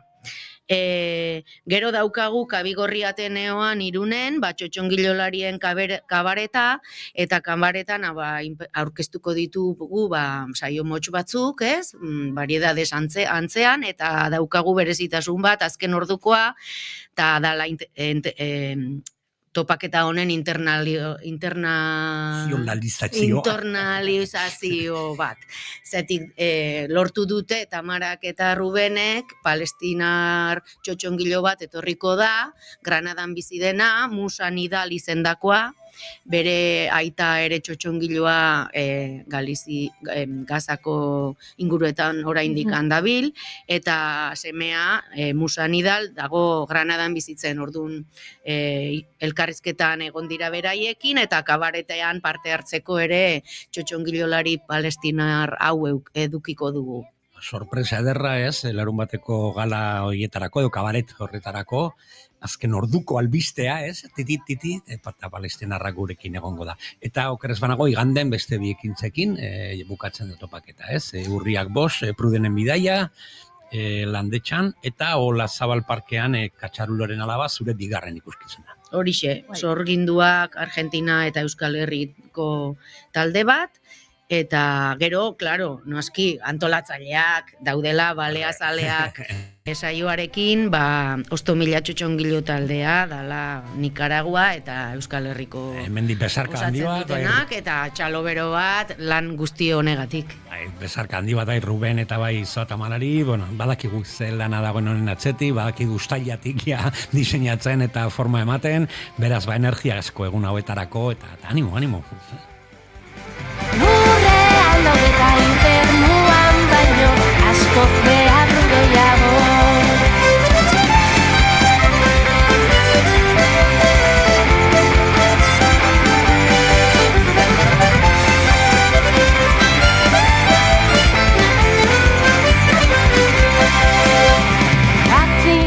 Entzuleo, goizeko 11:22 minutu, azken minutuak egin ditugu Mirari eta Larraitz Urruzularekin. Euskal Herriko txotxongilolarien bigarren topaketa honen edizioa, Bidasoako eskualden izango da.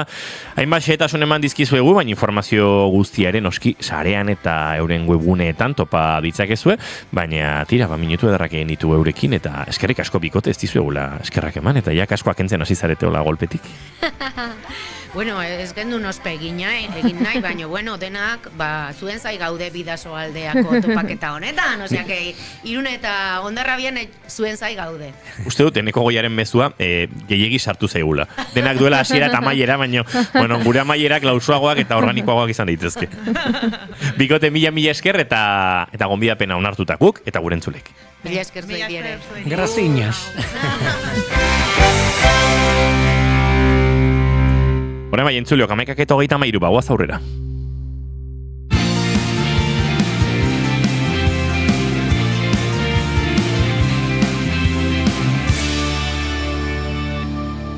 Bigarrenak ez direlako beti okerragoak, bigarren kafea.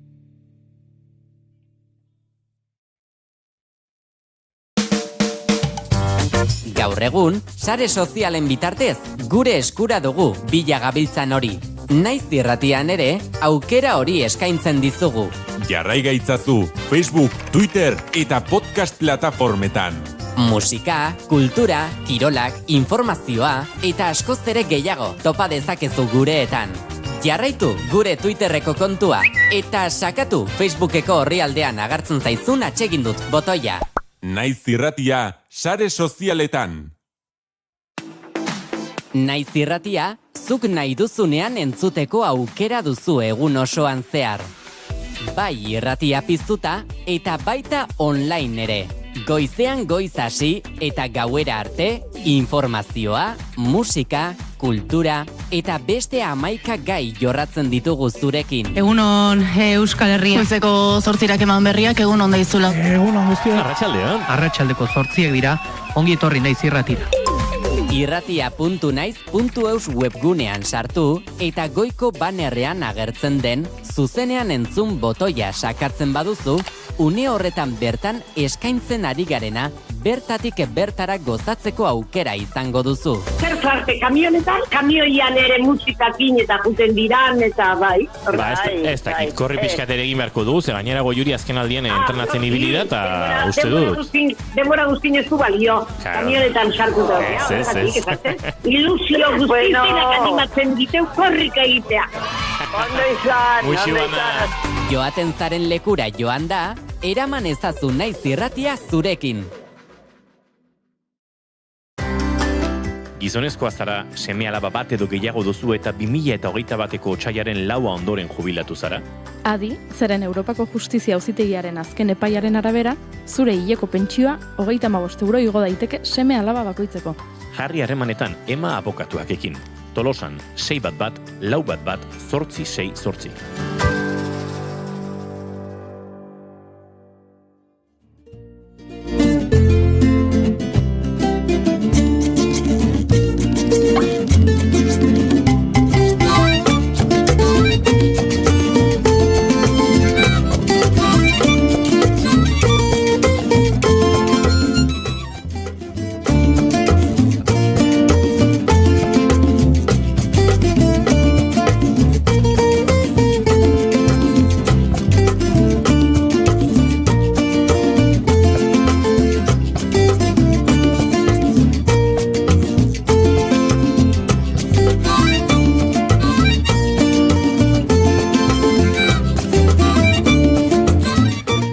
Goizeko 11:26 minutu, zartzaroaz, hirugarren adinaz, edo ez dakik oso ondo zertaz nahi duen hitz egin gure horrengo kolaboratzaileak, baina konturatu gara mendia izpide izango dugula.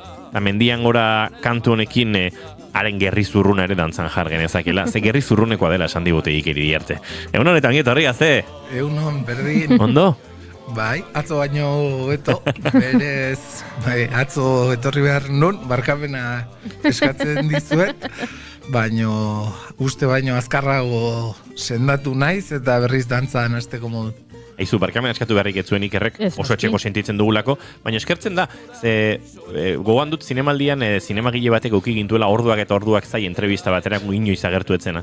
Urrengo gunean hori konpondu agertu zen antxe, ez da zuela pentsatu, aizue barkatu, mikrotik kanpo bazen ere, esan zuenik, eta beraz, beharrik etzegoen, gainera zure arrazoiak ezagutu genituen atzo, txehetasunetan ezkara sartuko entzuleok, eskatologian ezartzea gati behintzat, baina eskertzen dizugu. Tira, Manaslura, egin bardu nola iteko bidaia segituen. Bai, aitzakiak, hain gontan, Carlos Soriak eman dit, Carlos Soria Himalayistak edo esango dugu, nahi baldin badezue aurre hasigo aztertuko dugu, baina oain dela pare bat aste esan bezala nire tartetxo honen, ez dakit helburua edo bai saiatuko naiz aktualidadeko gai bat edo abia puntu bat hartu eta horri nolabaiteko buelta bat ematen, eta oraingon Carlos Soriak eman dit, beak 86 urterekin Manaslu mendia igodulako eta hortik abiatu nahi nuke, ondo iruditze baldin bazaizue. Noski baietz. Abia puntua edo, zer pentsatu eman didana, Davideetan entzun eta irakurri detelako hirugarren adinean sartuta dagoen Carlos Soriak igodula mendia, ezta? Eta pentsatu dut, zergatik deitzen oten diegu gure zaharrei hirugarren adineko, aurrei edo gaztei aurrenengo adineko deitze espaldin badiegu, eta heldu hoi bigarren adineko deitzen espaldin badiegu, ezta? Eta orain lasaitu da, Naiz Irratiko Estudio Zentrala, eta gure zuzendaritza taldea, eta gure entzuleak, ze gaur goizean goiz gure edukiak azaldu ditugunean, esan dugu Iker Iriarte 3. adineko aurka dago, eta... Epeile leguna lankideak esan digu kontuz, gure jarraitzaile eta entzulen artean, bada, masa soziale garrantzitsu bat. Amaieran itzingo dut, 3. adineko gogoen zati baten aurka... Egin ondi zatu zen. Saiatuko naiz hori ere aipatzen, baina gehiago aipatu nahi nuen 3. adinaren kontzeptu hori, eta zergatik kostatzen zaigun adinean aurrera doan jende horri zaharrak deitzea. Badago beste gauza bat, deigarria suertatzen zaidana, eta da zaharrei, ez dakit lehuntzeagatik den edo goxoago egiteagatik den, aitona edo amona deitzea, ez da? Jakin gabe, benetan aitona edo amona diren, asko erabiltzen du esaldi bat da, ez dakit, kalean ikusi zahar bat, kalea gurutzatzen beharreztan tokitik, eta baina da atxona hori beharreztan tokitik kalea gurutzatzen. Bueno, ezagutze baldin badezu eta baldin badakizu atxona dala edo amona dala, agian ondo erabilita dago, baina ez ezagunen kasuan, zergatik esaten diegu atxona den edo amona den espaldin badakigu, ez da? Eta nik uste badagoela hor zahar hitzarekiko nolabait teko ez dakit, erreparo moduko bat edo, eta ez dakit, zergatik ez dugun zahar hitza erabiltzen, bere gordinean, benetan ala baldin. Hor ere espainolez badago, ez, viejo hitza, ez viejo gauzak direla, ez, objektuak direla, eta jendea ez, eta bai. Rapuak. Eta entzun izan, bai, ez nago bat ere ados. Hor beste gai bat, igual, beste egun batera komango ligukena da, zergatik zaharrenek gurutzatzen dituzten errepideak eta tokirik arriskutsuen batik. Hori bai meloia. Beste gauza, beste gai bat izan daiteke zergatik arategian adibidez zaharrenek edo denbora gehiena eduki behar luketen oiek edukitzen duten presarik handiena erosketak egiteko, baina nik uste dut hor ja beste ari bat hartuko genukela. Eta uste dut zu etzarela bere azalean jartzen ari, etzarela bateren empatiko izaten ari, zuk denbora gehien dutenek Segun denbora nola neurtzen dugun. Ze horre ere eurek badakite zuk baino bizitza gehiago, gutxiago dutela bizitzeko, eta bizitza akaso estutu edo zukutu behar horretan karreterak horrela gerutzatu, eta... Karretara nago haukat nire gertatzen zait, leku batzutan. Eta, bueno, zu orainik hirugarren adinean ez zaitugu kokatu, Bigarren, ez da gustatzen kontzeptua ere, así que... Eta dismo hori. Naiz, edo handitzen ari naiz, baina gertatzen ari zai, porque ni txikitan eukaztetan pasatzen nuen errepidek leku batetik, oin errepideak berriak dira, eta paso zeura ez dago nire ohiko lekuan. Eta nik egiten dudana da, betiko lekutik pasa. Eta hori gertatzen ari zer, rotonda berri batean, edo ez dakiz segun ze auzoan, eta ibiltzen ari zenean, da nire betiko laku, ez dakit nuek egiten dut bezala Afrikan edo, ni pasatzen ez nire betiko lekutik. Baina, karo, goein ilegala da.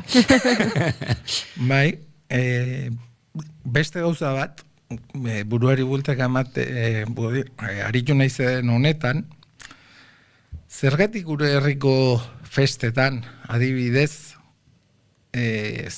udalak zaharrei amaiketakoa gonbidatu egiten die, debalde da, eta ez gazteena adibidez, edo gaztetxekoena, ez?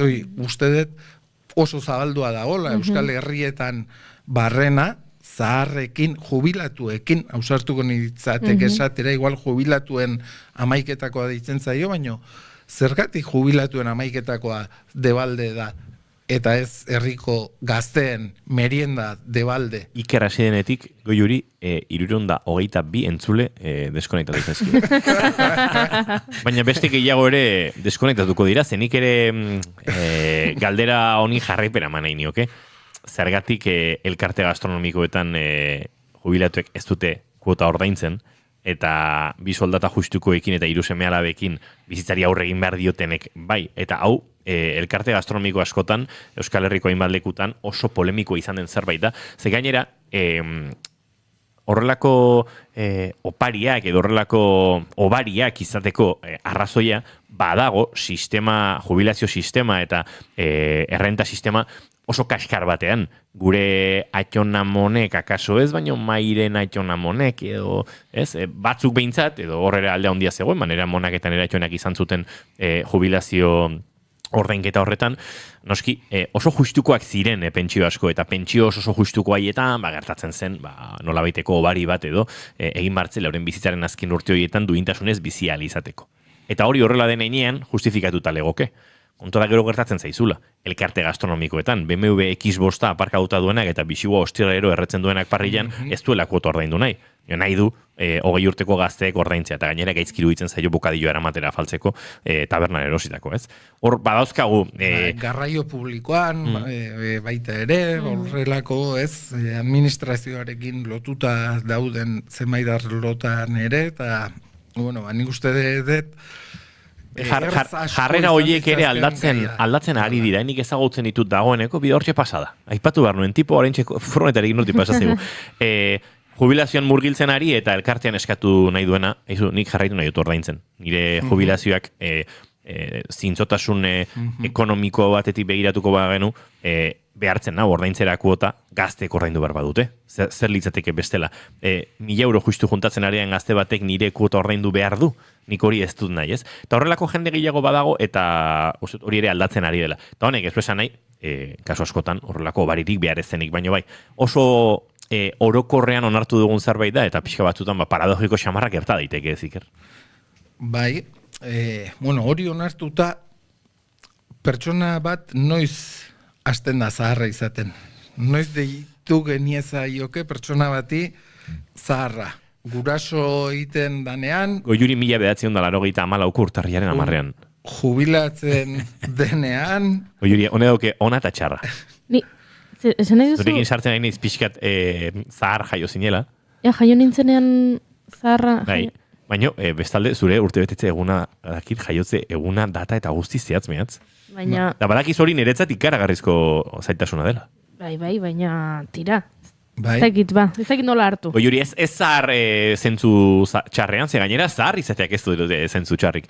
Baina zuk oso bizitakoaren sentsazioa transmititzen duzu. Ez dut baif kontzeptua erabilinei. Oso bizitakoa. Asko dakizuzuk bizi izan ezinen urtei buruz ere. Gure kuadrilako bat orain dela gutxi iritsi da azkenengo 20 urteetan eduki duen adinera. Hau da, 40 urte egin ditu, eta azkenengo 20 urteetan eduki ditu 40 urte. Beraz, orain etorri dira bat, azkenengo 20 urteetan eduki duen bizimodua eta jazkera, eta adina, beraz, ez dakit zure kasua dan, Goiuri, enun hoi esan nahi, baina gureko harrilako bati, pasaberri zaio, bainala asko ez dala, bai. Lasai asko nengoen ni, baina bai. Askotan, gara uzean esaten dugu, pizka eta aldrez kontzeptua, ez? Amarotzen badago etxe berrieta, ez? Baina etxe berri horiek, baita mapiko urte dituzte. Osea, noiz bait utziko dute berrik izaten etxe horiek, edo betiko izango dira. Horren berriak ere egiten dituztenean. Edo New York New Yorkek noiz utziko du New izaten, ez? Izango bakarrik York. Bai, hor, buelta manda, beti gazte kontzeptua ere badago, ez da? Badago jendea, 60 urterekin hasten dena, gazteak bezala jazten, edo belarritakoa jartzen, eta badago hor, ez dakit, pertsona bat zahar noiz bihurtu daiteken. Argi da ona da, berriro nahi baldin badiozue, Carlos Soriara itzulita, 86 urteko gizonezko hau, ez dakien arentzat esango dugu, Himalayista izan dala, 14.000-koetatik 12 edo uste dut igota dauzkana, abilakoa jaiotzez, tapizeroa edo izan dena. Ez naiz hartuko, etikoki gai, irristakorra edo iruditzen zaidalako adinaren araberako jarduerak noiz amaitu behar genituzkeen, ez da? Irakurtzen nuen, iaz daulagiri igotzen saiatzen ari zala edo sekulako eskapada egin, laugarrengo kanpamentutik etxi behar izan zutela beste batzuk euren bizitza arriskuan jarriz, orain ere 3. kanpamentutik helikopteroan edo etxi behar izan dutela, hori edon hori pasadak iguke ez, txindokira jun eta txonkatila hauste baldin badezu ere, ziurrenik helikopteroa joan marko du, txindokira zure bila, baina noski, zenbat eta toki arriskutsuetan ibili, eta zenbat eta gaitasun fisiko gutxiago eduki, kakotxa artean esan da, nik uste jarduera hori arriskutsuago bihurtzen duela, orduan ez dakit, noiz utzi barrilioke pertsona batek Himalaiara joateari, edo Piraguan ibai arriskutsuak geisteari, edo nik uste dut, ertz asko dauzkan... Akaso, galetu beharko genioke Suso Aiestarani, ez da ikusi duzuen Unai Ugarte Mendiak berrian kaleratu den entrevista horretan nola dion, ezkor naiz Himalaiaren etorkizunez, eta uste dute, horre adina bakarrik ez, beste kontzeptu batzuk ere tartean badaudela, Himalaiaren turistifikazioa, Everesten turistifikazioa eta bestelakoak, baina, tira, adinarekin noiz pauso bat atzera eman, edo noiz gauzak lausotzen hasi ere jakin egin barren zerbait dela, pentsatzen dugu, nien hau hain ziurre adin hortara iritsiko banintz, eta esperantza gehiagirik ez daukete 80 urtetara iristeko ere, baina iritsiko banintz ere, jakin gote dudan hori hain ondo neurtzen. Ez da egitezote garen izango gure iraganeko itzen zanpatzaia guge ere. Bai, ziur, zu eta ni ziur baietz. Ze burua hondi eta buru gogorrak gara. Ondo dago nabardura, buru hondiak eta buru gogorrak. Gero ez dakit, igual, antzerkiaren kasuan, zinemaren kasuan, derrigor behar da zahar jendea segun ze antzerki obra egin ahal izateko edo segun eta ze pelikula egin ahal izateko, ez da? Ez dakit antzerkian eta zineman zenbat eragin dezakeen horrek, zenbat erainoko arriskua eduki dezaken, kakotxa seguro bai, baina ez dakit aria berdina da, porque igual grabaketen orduk ez dia berdinak izan behar, rodaje luze horiek igual zaindu behar dira ere, osea, nola doala egokipen bat izango beharko zanaz. Guzti hau esan nahi nuke, zahartzaro aktibo baten alde nagoela, argi eta garbi, iruditzen zait, hirugarren adineko deitzen diegogun jende hori askotan albora uzten degula, erabiltzen degula gure seme alabak zaintzeko guri komeni zaigunean, eta gero toki aktibo gutxi edo ematen diegula, badaude ekimenak, gaur egun gero eta gehiago herrietan, eta zahar jende horren esperientzia, jakituria eta aprobetxatzeko, ez dakit horrek jubilazio adinarekin ere zerikusirik eduki dezakeen, ez dakit, estatu Espainiarrean, ez dakit gaur egon jubilazio adina, edo 63 urte dan, 65, 67, zerikusia edo edukiko du noiz jubilatzen zarenak, gero jasoko dezun pentsioarekin pentsatzen dut. Arrunta orain 66 urte eta 8 hilabete harina iztopatzen. Bai, 2025 hor finkatu da. Kontua da, kotizazio urteak lehenago lortu ezkero, lehentxeago jubilatzeko aukera ere badagoela, eta hor ere badodela askotan hori, geratuko zaizun jubilazio ordainsari horren galeraren truke, zertxo bai lehenago jubilatzeko aukera.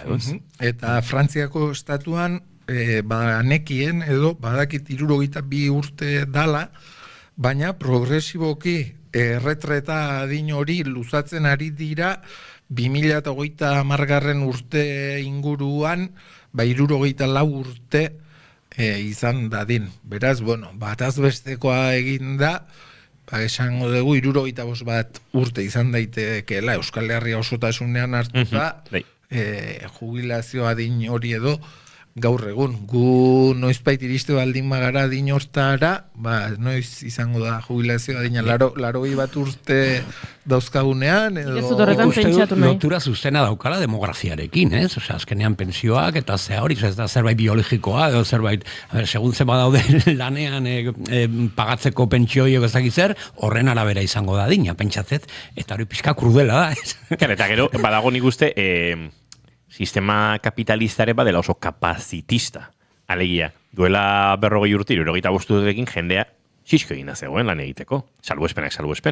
Gaur 75 urterekin ikusten ditut nire lankide batzuk kamioia deskargatzen animalia balia bezala hoendik, oso osasun honean, ez? Eta hori, zukutu nahi zaituen sistemak badaki, ikusi du. Gure osasuna, gure sasoia, gure... zahartzaroa atzeratu egin da, bizitza esperantza atzeratu den bezala, eta beraz, zuku gehiago atera badia zeiak egu honi, egingo dugu eta horretan dira politikak orain, Bueno, ez dute.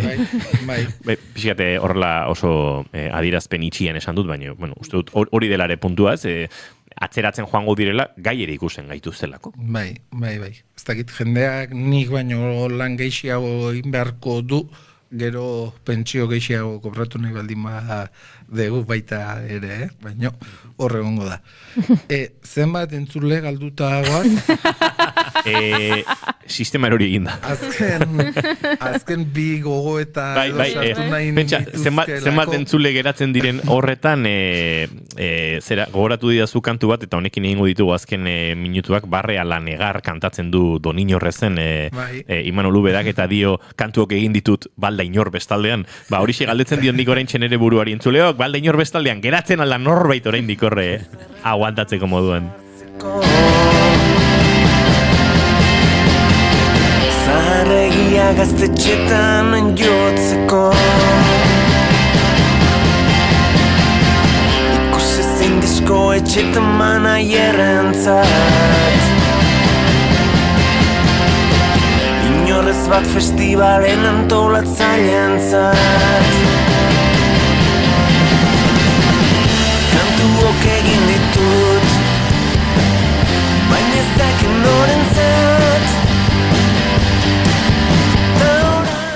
Azken bi hausnarketetan murgilduko gara Iker Iriarterekin, gure entzuleak hor egongo direlako esperantzan, eta tira, uste dut askok ere gure hausnarketa hauek elkarbanatuko dituztela, naiz eta urte asko izan, ez Trentxa?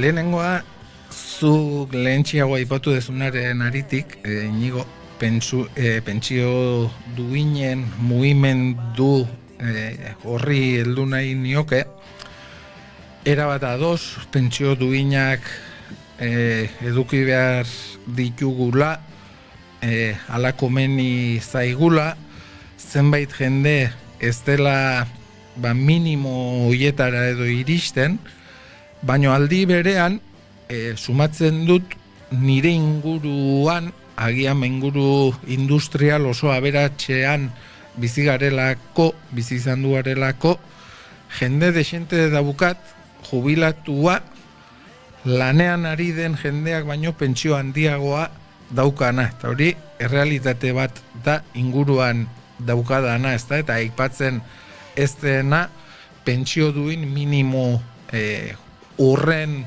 aldarrikapenak jaten duelako bestea, eta nik uste dut, ez daukagula zertan erreparorik eduki edo lotxarik eduki, aipatzen badagoela jende jubilatu asko, urte honak harrapatu zituen jende asko, gu gaur egun lanean ari garenok baina pentsio altuagoak dauzkana, eta hori zan, aipatu nahi nuen lehenengo gogoeta. Eta bigarrena, eta uste dut Euskaldunon ezaugarrietako bat izan dala, azken aldian pentsio duinen elkarretaratzeetan ikusten dedana batez ere, eta da pentsio duinen aldeko elkarretaratzeetan, pentsio duinen aldeko pankartez eta banderez aparte ikusten ditudala presoen aldekoak, Nafarroko banderak, feministak, abiadura handiaren aurkakoak, palestinakoak, euskal presoenak, danak nahasian. Eta beti irudipena eduki dut, elkarretaratze bat baldin bada kausa jakin baten aldekoa ala aurkakoa, kausa horren banderak edo aldarrikapenak bakarrik azaldu behar luketela. Hau da, pentsio duinen alde dagoen batek ez daukala zertan Euskal Herriaren independentziaren alde egon. Edo Palestinaren sarraskiaren aurka dagoen batek ez daukala zertan abiadura handiko trenaren aurka egon, ez da?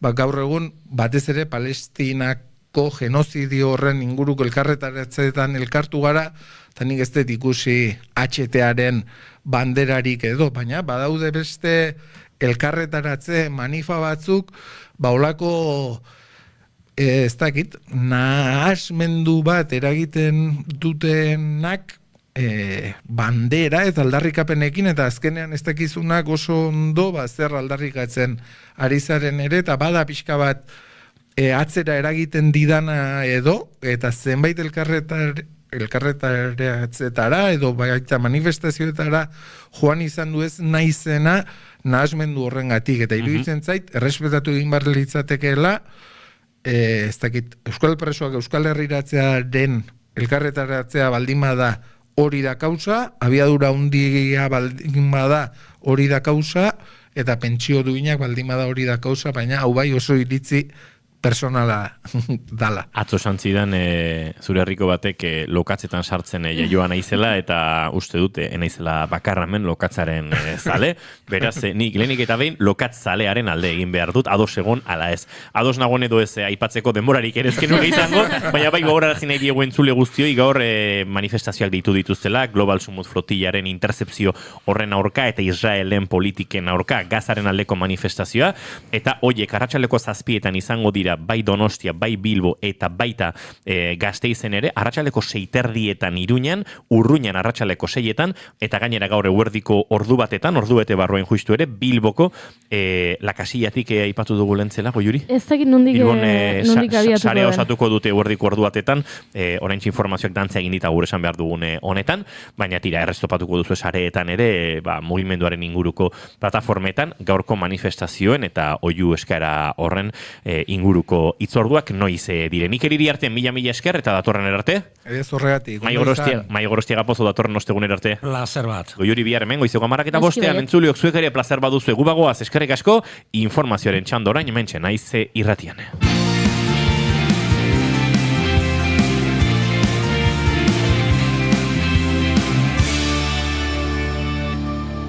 Keep calm and bigarren kafea.